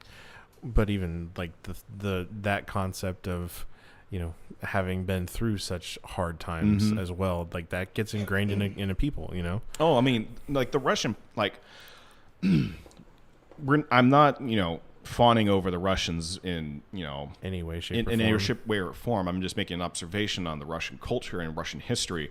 Russians are hard people. Like, they are, like, I keep saying like dang it, I did it again. Yeah. Russian people are very, they're very hard people. Like, they're very strong, and because they've gone through so many generations. If you want to talk about generational trauma, that would be the Russian, or more specifically, the Slavs, the Slavic people. They have gone through more hardship throughout history than I would say most any other culture group. Even African American, like slavery. Yeah, I honestly would say so, because serfdom is slavery, and serfdom lasted longer than the European slave trade. Interesting. By a digit in the year, and talking about a zero at the end. Yeah. Okay. Yeah, man. It's not like I don't have a lot to be happy about, especially with like Trump being an idiot. And why are you calling me an idiot, Stu? Come on, I'm not an idiot. I am a successful businessman. I have millions of dollars. Okay. So, but then again, just the way that he like riles everybody up and just gives the left media everything they want, telling people to go out. I mean, he exclusively interviews with them even during his presidency. I know. Like, dude, come on. Like, they're not your friend, and he wants them to be his friend because that's what Trump craves. He craves that limelight. And so that was one of the things that I was even more worried about with Trump to begin with, going into his original presidential run. Was that I was like, dude, this guy just wants to make a deal with whoever's willing to butter him up. And if the left had been willing to butter him up, he would have been a very different president. But, well, I mean, yeah, man, it kind of goes back to like the 2016 election. We just got banned off YouTube. I don't understand. Like, there was a lot of crossover between Bernie voters and Trump voters because Trump's a New York, classic New York Democrat. Like he was talking the same. He was doing pretty much the same talking points as Bernie Sanders. Bring the industry back from China. Yeah. Make things here in America. Close the borders because we need to support American people. Until Bernie, that wasn't politically viable for him to keep saying anymore. But you can look back and Bernie Sanders did talk about needing to close the border and do more vetting because they need to hire more Americans, bring American industry back to America so we can pay the people who work here. Yeah, he goes off on universal basic income and a high income tax, but that's neither here nor there. Point is like as much as Bernie Sanders is a dirty socialist, he's an American dirty socialist, and he does have a vested he does have a vested interest in the American people and wanting to try and improve their quality of life. It only works on a small scale. Like it doesn't actually like, and even still on that small scale, it's inefficient for sure. A little bit. I mean, communes work. Right. But again, everybody has buy-in. You have a largely homogenous culture. And they let people leave sometimes. Yeah. Yeah. Or force them to leave. Or force them to leave if they're not, producing. Yeah. Which is the idea behind communism. Is like, oh, you're not going to produce? Okay, you don't eat. Go. Get out of here. So, man, I don't know. That's kind of where I ended up with the whole Trump indictment thing. Was just like, what was the whole point of this last week? Because it just seemed like it was a circus, and it was circus. It was pomp and circumstance. I mean, we're gonna find out really the resolution behind this tomorrow. It was political theater on both sides. I think. For sure. Like it was the left trying to do their whole pomp and circumstance of, Trump's in handcuffs, yay, and then Trump goes like, they're corrupt, yay. It's just like everybody's playing a game. I don't think, and no one actually thinks about how this is like real. I don't think, even with Trump doing this, you're not going to win any crossover. I don't think. I mean, what you will win, as it's showing up in the polls, is Trump is more popular now with independents because of this.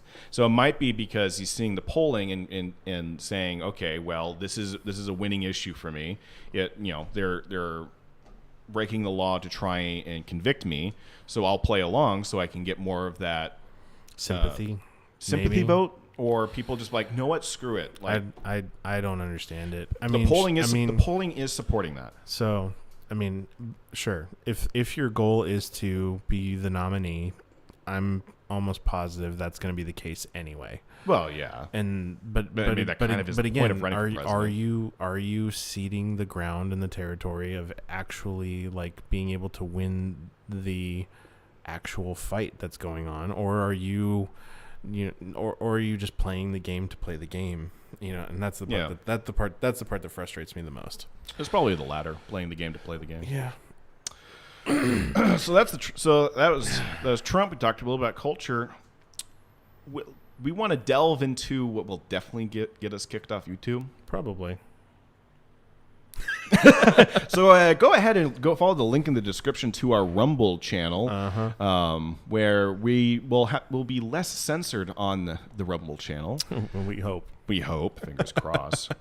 So the Nashville shooting that happened. Yeah. It's a tragedy for sure. Tragic. And I don't... Obviously, this was a very unwell person.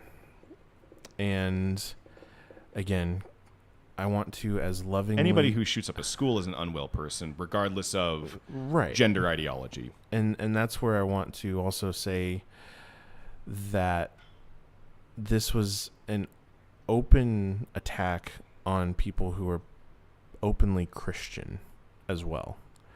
How do you feel about that statement? That this was this was a specific intentional attack against Christians. I didn't say it. The police chief, head of that case, or this was a targeted attack. I'm not saying that. That's what's been reported and said by the chief of police in Nashville, in that district, or wherever. Again, props to the Nashville police, because that was like that's how you handle that situation. Oh man, take notes, Uvalde. Did you watch the video? The video, yes. That dude. That was impressive. That was. It was an impressive. That was clean. Yeah, that's how you handle that situation. Yeah, that's good. That's good training. Yeah. Now, I actually, this is probably unfounded, but I get a feeling or an inkling that dude did training and got that training outside of the police force. Maybe. I'm willing to bet, because I also don't think police do not pick rail. The loop. The scope he used. The Lupov or whatever. Yeah, Lupov. Yeah. Because it's a 1 to 4 power, 1 to 4 power scope that you can flip close long quarters. Yeah. That's not police standard. No. So maybe, I don't know. I really don't think so. Yeah. So that dude kitted out his own AR, and it really seems like he got his own training aside. Yeah. Now, I don't know for sure. That's just what I'm seeing from there. The dude's a hero, and he did an amazing job. He did a really good job of entering that situation, keeping a cool head, and hunting down taking out the threat. Thank you. Yeah. Taking out the threat, and it was a good, clean on it. Like, okay, I probably shouldn't say it's a good, clean kill. It's not like it's hunting, but no, it was fast, effective, and decisive. It was very well executed. Yeah, in that sense. But again, that comparison for sure is one to take note of, because again, that's how we need to handle these kinds of situations if we're going forward. And again, there should not be a single school without armed, defense. Yeah, armed defense for sure. I think churches, if you don't have people that are armed at your church, figure out how to get a armed security officer at your church. Yeah, someone that is open, carrying, but also concealed carrying. Like, have that be something in the back of your mind, because I don't think that, considering that the direction of where the Trans Day of Visibility turned into the Trans Day of Vengeance it seems like it's going in that direction, and this is not something that I want. No, this is not something I think anyone wants. No, I don't think anybody would. Because it's, again, like, clearly there are people that are pushing that line, pushing towards that fight, and trying to have that be the case. But again, this is not going to go the way anyone actually wants it to go. No. And I think that, but again, the more that we are, again, clear about our position, there are only two genders. You are a man, you are a woman. Mm-hmm. And then again, we can, I'm sure, talk about in the less than 1% instance where someone has true gender dysphoria, or as a mental issue, right? Or they were born, hermaphrodites. Thank you, hermaphrodites. Yes, which it is for sure real. Yeah, that is not what we're talking about. No, we are talking about the intentional, just confusion being brought to children and adults to intentionally confuse them about their own sexuality and their identity. Mm-hmm. And that is where I think that, again, the church needs to figure out where you stand on this and be very clear. Yes. And not try yes, we are called to speak the truth in love.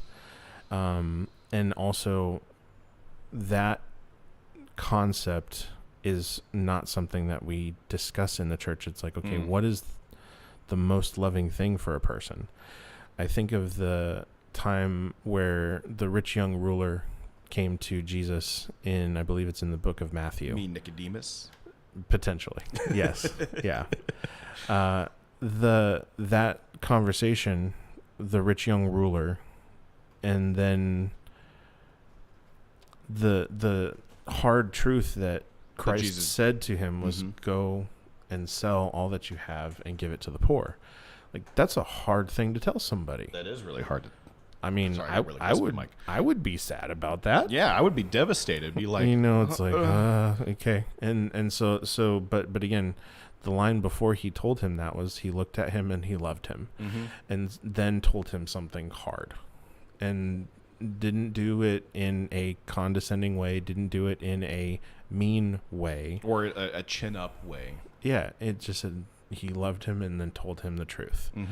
And that needs to be the heart that we approach all of this with. Oh, I agree. Is 100%. That we are going to have people that are confused, that are hurt, that are angry, that think that this is something that has, because they're being indoctrinated with it this whole time, and we need to figure out how we're going to address it before it becomes something that forces itself through the door. Yeah. And it's already starting to be in the forefront of the culture, is that, and sure. And I mean, I'd almost say it is a demonic level of trolling, because they're doubling down, tripling down. This person with a mental illness goes and shoots up a elementary school, kills 6 people, and then the following day there's just all of everything is open about trans people, and it's just like, well, to be fair, that the Day of Rage or whatever it was called, the Day of Revenge. Yeah, that was planned before the shooting. That event was happening before. That event was happening before, or planned before the shooting. So it wasn't a response from the shooting, but it did grow in attention after the shooting because of the title that they chose of Trans Day of Revenge. Yeah, which that's some. I mean, like, okay, if there was the Christian Day of Revenge, that would be just as an oxymoron. Yeah, which is an oxymoron for one. For two, that would be overnight national news. There would be, even Joe Biden would be like, "Oh, well, we gotta arrest the people who are I denounce the Christian Day of Ice Cream Rage." Sherbert, where am I? Yeah, that's going to be the thing that's going to be hard to have that conversation. No, it's definitely a difficult conversation to have. And this is the part where I'm struggling with. It's like, okay, it needs to be confronted and challenged. Yes, because it's one of those things where it's like the church has remained within its 4 walls for so long that it doesn't actually have any influence in the culture anymore. So we're going to have to just, again, go out, speak the truth in love in every single way we can. And that is and again, at a certain point, we have to start to confront. And again, confrontation doesn't have to be angry. Yeah. Confrontation is you can just not a tone. I mean, you can just start with, "I respectfully disagree," and just say, "No, here's why." And here's my position. Yeah. And I do think, I don't know where it comes from, but like there is just a root fear of that confrontation of, no, you don't be telling people what you think or believe, because they might, it might hurt their feelings or whatnot. I think it's going against what they think is not necessarily a good and healthy thing. I don't know where that came from, but you know what I'm saying? I think it's a product, unfortunately, of having turned the gospel of Jesus Christ, which is the good news for the entire world, into a private, individual, personal message, where this is the truth of the gospel. Jesus, it did die for you, for me as individuals, but it's the good news for every person. Right. And when we stopped taking that outward message to every person and sharing it with every person and only thinking of it for our own personal spiritual benefit and our own personal spiritual upbringing and well-being, I think that is where that started to go off the rails, because it just became about us and our personal relationship. But again, like that's something that has been baked into the cake for at least 4 decades now. I guess I have to say, okay, Catholic. You want only the church to be reading the Bible? Okay, I see how it is. What? I don't even know how we got to that. Well, no, like you're saying. Okay, I was probably just extrapolating. But again, I'm also kidding. I see what you mean there, and it's been a flip of focus to where the disciples, the apostles, their focus was not just about themselves. They were about bringing this news of what happened for them personally to others and sharing it with others, because it is the good news for others and for everyone. And so that's where that kind of, but again, the more that it becomes something about it's your own personal salvation, it's your own personal choice, yes. But again, it's supposed to create a change that you then becomes too it can't be contained. Like, it should be something that goes out from you. Yes. And I think that's where we lost it. I mean, Jesus did not Jesus say go out and make disciples, teaching them to obey the things that I have commanded. Not that is stay in church and listen to your pastor. Watch Fox News. Yeah. Vote this November. Yeah. That is the message that bugs the crap out of me, because it's that same kind of leave it to the professionals, we'll go handle it kind of a thing. And again, that's not going to actually create the solution. No. And it's going to the solution is going to come when we actually have people that love others enough to have the hard conversation, to challenge in love when something is not going the way it should be going, that goes against what the Bible says. Yeah. Well, I mean, also just say it in love. Like, whenever one of my friends, he has a friend who's trans, and having to talking to him about that, like the position I'm always trying to come at it is like, I don't want them to be hurt. I don't want them to, the trans person, I don't want them to be in pain. I don't want them to be suffering. I want them to be the person that God made them in his perfect image. And there's some stuff that suck around life, but you need to not. How do I want to word this and phrase this? Well, and I think that's the thing that's going to be the hard part, because a lot of people don't have they're conflating the two things, saying that God made me this way, so it must be okay. Like, that's no. Yeah. The message of Christ is to die to self. Yes. And be made a new creation in Christ. Yep. And that is the identity that Christ says, is that, no, you are my son, you are my daughter. Well, I hit it with the approach, because he's not religious, and I hit it with the approach of, even though I say, I want them to be as God created them to be, but which is not, of the opposite sex as they think they are. Just on a different level of, there is a statistic of people who believe that they are transgender having a very high suicide rate, very high, higher than. This will definitely get us kicked off YouTube. The suicide rate is higher than the Jews when they were in the camps. Wow, it's higher than that. Yeah, and that's saying something. And that honestly takes away from the whole point of, like, the Trans Day of Rage was the point of that was they were saying that they are being genocided against. Yeah. They're being annihilated, discriminated against, being removed. And it's like, no, I don't think you understand. I don't think you are using the proper definition of that word. And it is obviously a very hyperbolic statement, but you're not as you're not on the same level as the Jews during the Holocaust and during that time. You're not at the same level. but yet you have these statistics that show that the suicide is considerably higher. It's higher than veterans suffering from PTSD committing suicide.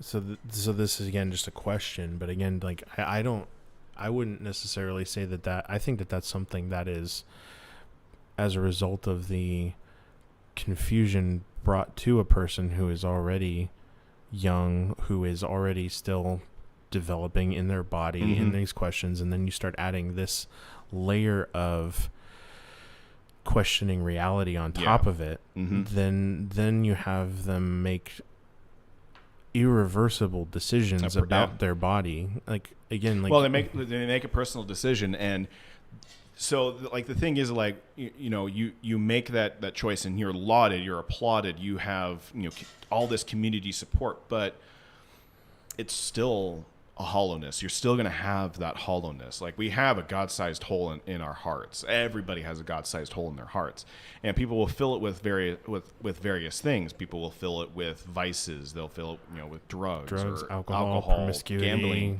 gambling, but even the same thing is true for transgenderism. I believe. You get that affirmation that people are seeking, because people naturally want to seek affirmation from their peers. Yeah, and when they realize, oh, I'm still miserable, I'm still unhappy, what is happening, and they realize I made a mistake, or they come to the thought that they made the mistake. I wonder how much. When they try and detransition, they are reviled, immediately reviled. They're ostracized. I silly image popped into my head, but I wonder how much of it is the result of social media and the fact that we are such an online culture now, and we have so much of our interaction that doesn't actually take place face to face, but happens within the digital sphere. Yeah. And I mean, no, that's 100% true. And so, the way I think of it this way, it's like, let's say you have someone that goes online, and all of the people that they follow or end up getting, connected to online, every single person online they see dresses like Chef Boyardee.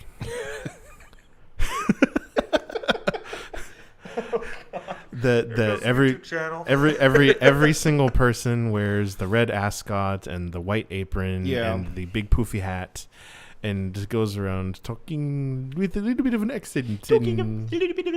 And that's what they see, and so they think, oh, this is how I get accepted, is I make these videos and I dress like this and I do this. And then they step outside their door and they go to the store and they see that everybody here at the store is wearing pants and like t-shirts, and they're dressed like Chef Boyardee. Yeah. It creates a and then the people who are looking like, what the heck? Yeah, right. And so you end up, and then they're thinking like, well, wait, I see this is all I see. This is everywhere, but then it's not. Like, it distorts reality in a lot of ways. That I think, and then they go back to that space that they got that information from, and they're like, oh, but I don't understand what happened here. And the people of that, who are that insular room, say like, oh, that's just society being wrong and evil. It is not us who are wrong, it is society that is wrong. It's not the children, it's not me, it's the children. It's not me, it's the children.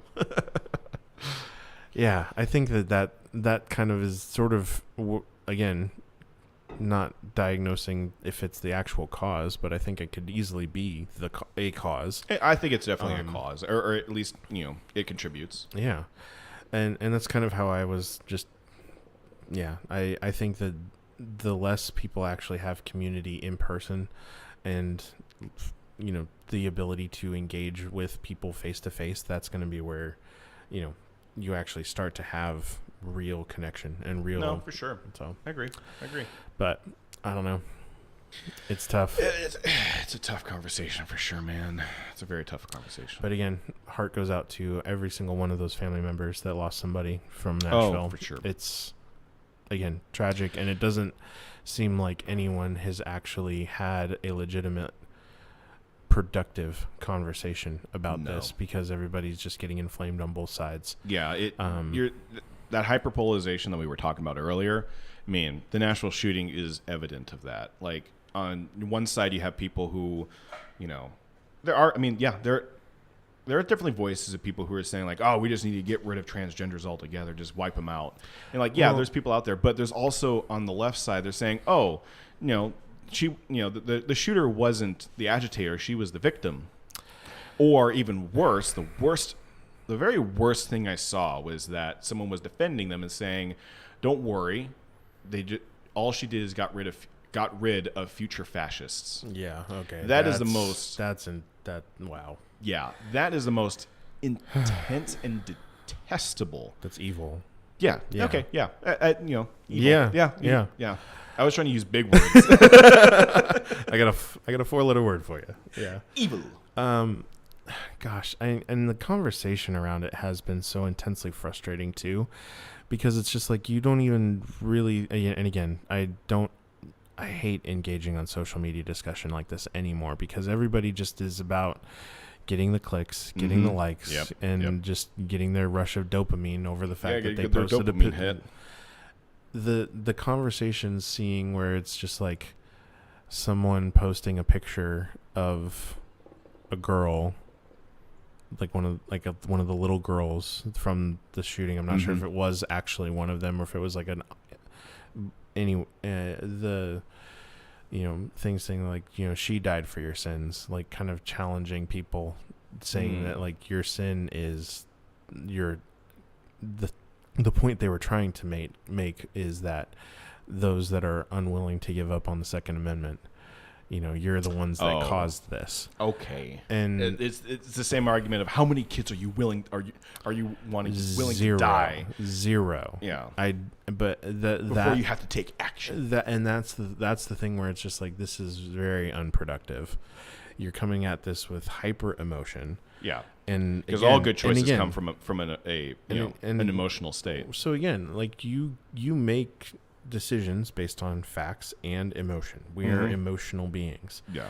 But the constant push to make this decision in an emotional state is one of those things that I'm like, just like, gosh.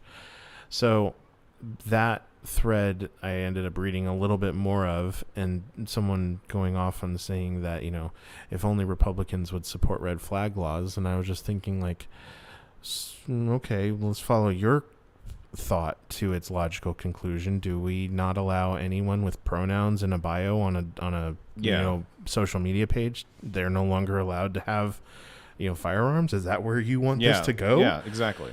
Because obviously not, because the thing is like they don't, the people who are saying that don't think, sorry, bumped the mic.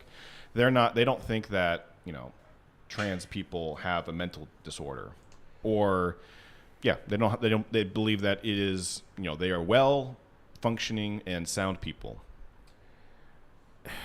It's the willful just denial of reality that is being embraced on a lot of different things. Yeah. I will say I have to not necessarily have to. I maintain the position that I believe, the universal enfranchisement of the Second Amendment. Yeah, I don't, for everybody. I don't care if you have I don't care if you have Ziegzer or yes.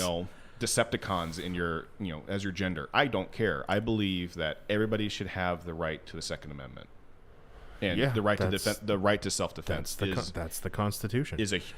I would even go further. The right to self-defense is a human right. Correct. And that needs to apply to the world, not just America. Now, then you get into the discussion of like, okay, as a culture, when do we deprive people of their rights? Well, that's a good question. And the Constitution gives the answer. Exactly. Due process. Yeah. You have to go through the court process and due process in order to have for your rights to be taken away, because you go through due process. You are judged by a court of your peers. You are judged in the court of law. Again, innocent until proven guilty. Innocent, and you are innocent until proven guilty. I think some people in government missed that one. Yeah. Yeah, they did. Yeah. So do you want to talk about 686? All right, let's talk about 686. So you remember the Patriot Act? I do. Yeah. You remember how fun that is, and how it's totally in line with the Constitution? Nope.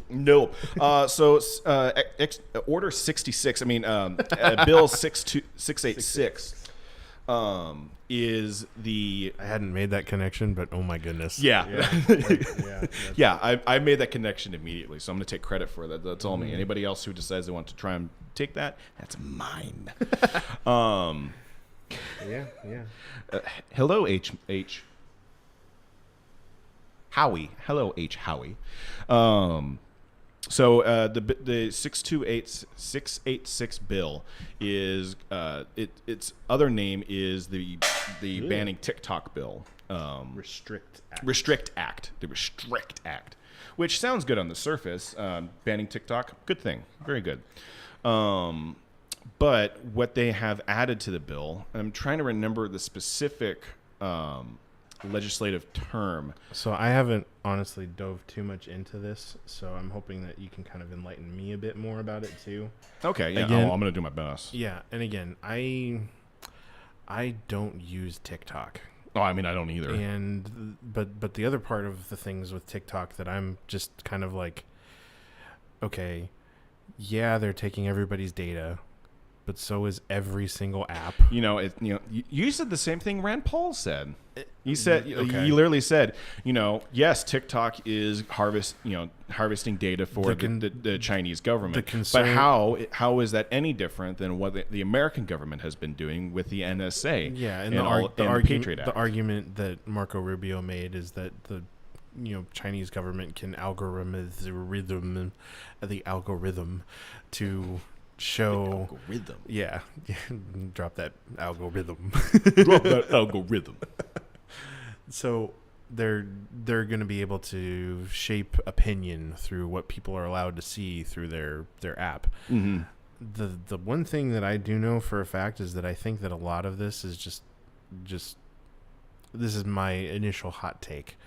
I think that a lot of what's happening is that Silicon Valley is pissed that TikTok has figured out how to suck up all the ad revenue. And that's what's really going on, is that the money is going to TikTok. Maybe. I think that could definitely be it with the big social media companies. Mm-hmm. But I think the larger issue at hand is that it's just a convenient excuse. As much as 9/11 was the convenient was the highlight to pass the Patriot Act, to take away, civil liberties and violate the Constitution in a way that everybody will support. They're going to do the same thing here. They're going to do the same thing here because TikTok. There is bipartisan support for banning of TikTok. Right. So here's a couple things. Number one, just I'm not even diving into the rest of the bill. This is surface level on the preface of this bans TikTok. One, Congress cannot, I forget the legal term, Rand Paul said it. Go watch that video. Uh-huh. The federal government and legislators cannot make a law or a bill specifically against a company or a personal entity. Okay. They just can't. You can't single out you cannot single out a single company or entity in a bill that would be outlawing in one way or the other. So they're going around it by saying it's against a foreign country? Yes, more or less, yeah. That is the way that they're probably going about it, so they don't break the Constitution. Okay. Which then they proceed to break. Here, you might as well just hold on to the pipe. They then proceed to break the Constitution in the further bylines. Let's face it, it's already broken. Well, just putting a final nail in the coffin. There's been so many nails. There's going to be at least 48 more. yeah, there's a lot. Let me see if I can actually pull up the bill. Because, I honestly haven't dove into it. I've been preoccupied with Trump and him being annoying. Well, yeah. No,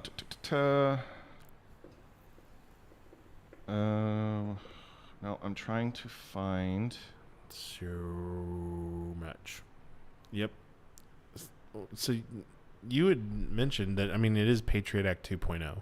Yes. So it's a newly, everything that the Patriot Act did to restrict just general freedom of movement and data and everything on people and increase surveillance for the, state.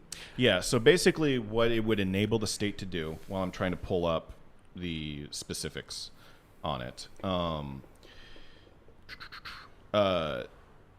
what it is specifically doing is it's allowing the federal government to pretty much do what they already do, but they would have right to remote into any smart device, be it like home cameras, Nest, cell phones, laptops, computers. They have the right to go into anybody's computer and view and override that device, taking over the microphone and camera, and that's included in any smart device in anybody's home.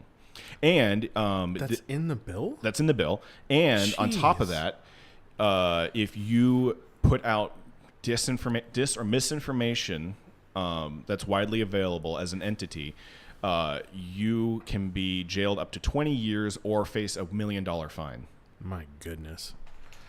I'm going to pull up the specifics because, what I say is, one thing. And again, I haven't heard much other than people have been saying it's Patriot 2.0, and that just was like, okay, that doesn't sound good. Mm-hmm. Honestly, if you want to ban TikTok, let's just ban TikTok. Yes. Why do you have to do this? Yes. Never let a good crisis go to waste. Okay, yeah. So, if you were found in gives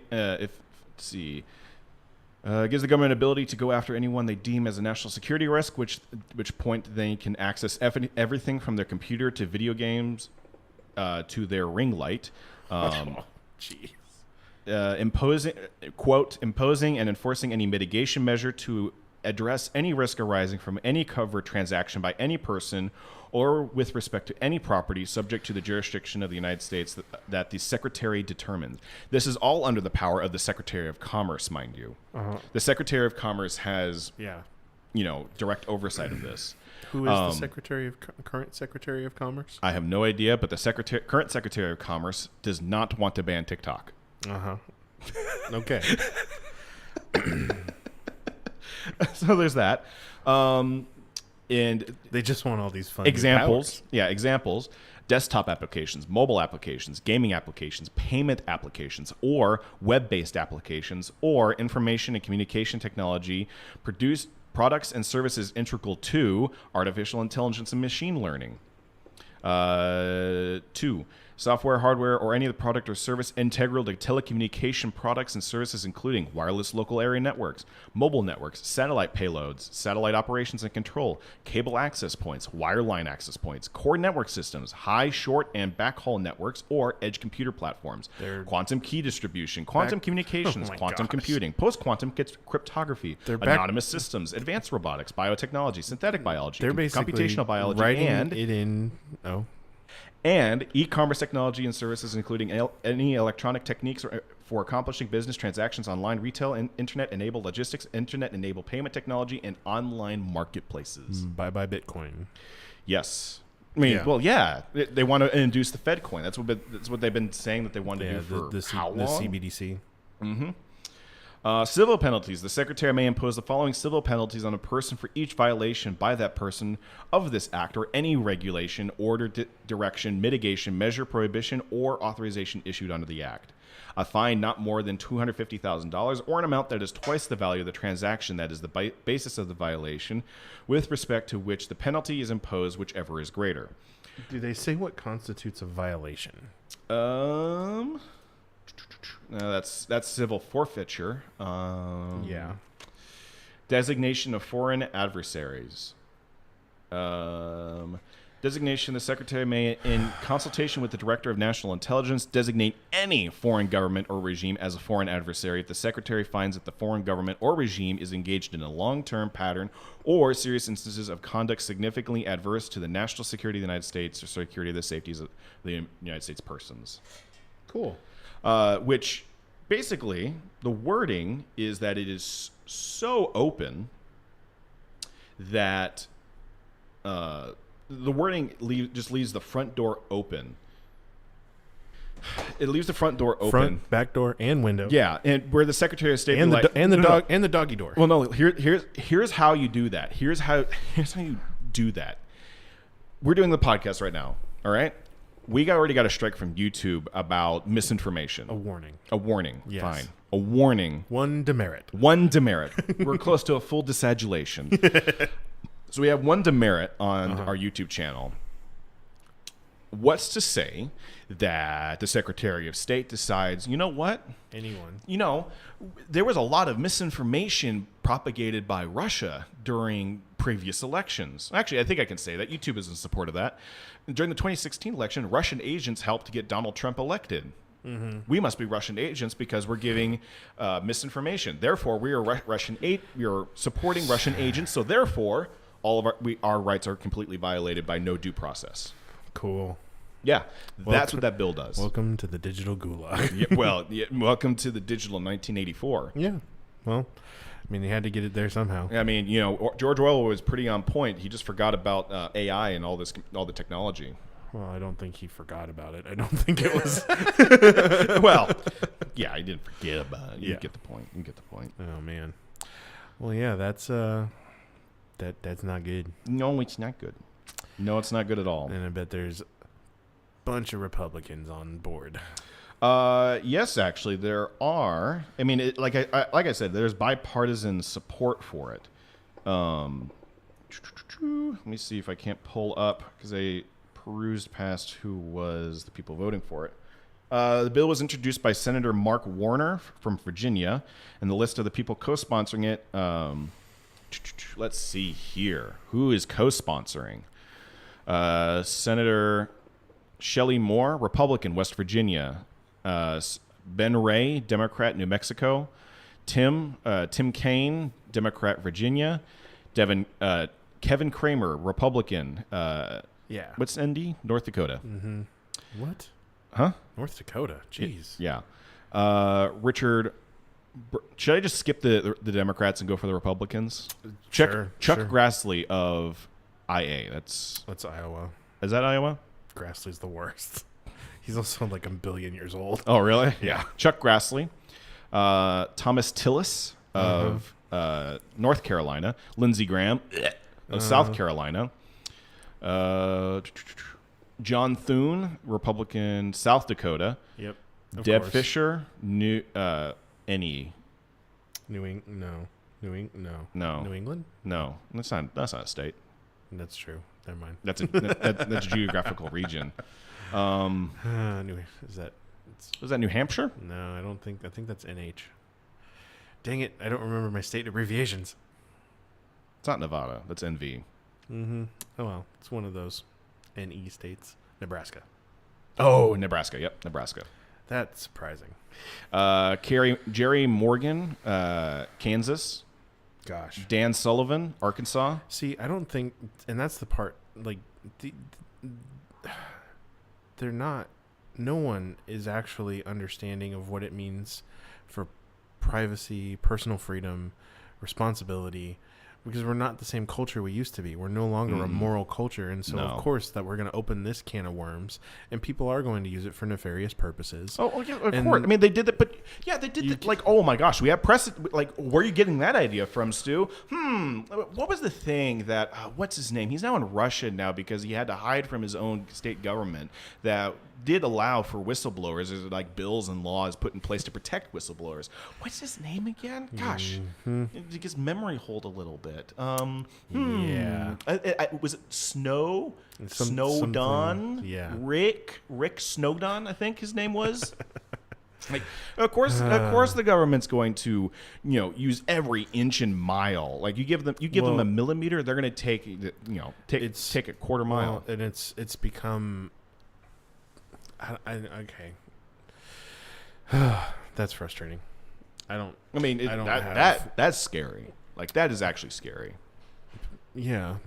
And again, it's this brave new world, to quote Huxley's thing. Sorry. The worst bit. Sorry. Is that when the Republicans get in power again, they're going to use that they're going to use that too. It's not like they're going to vote that away. No.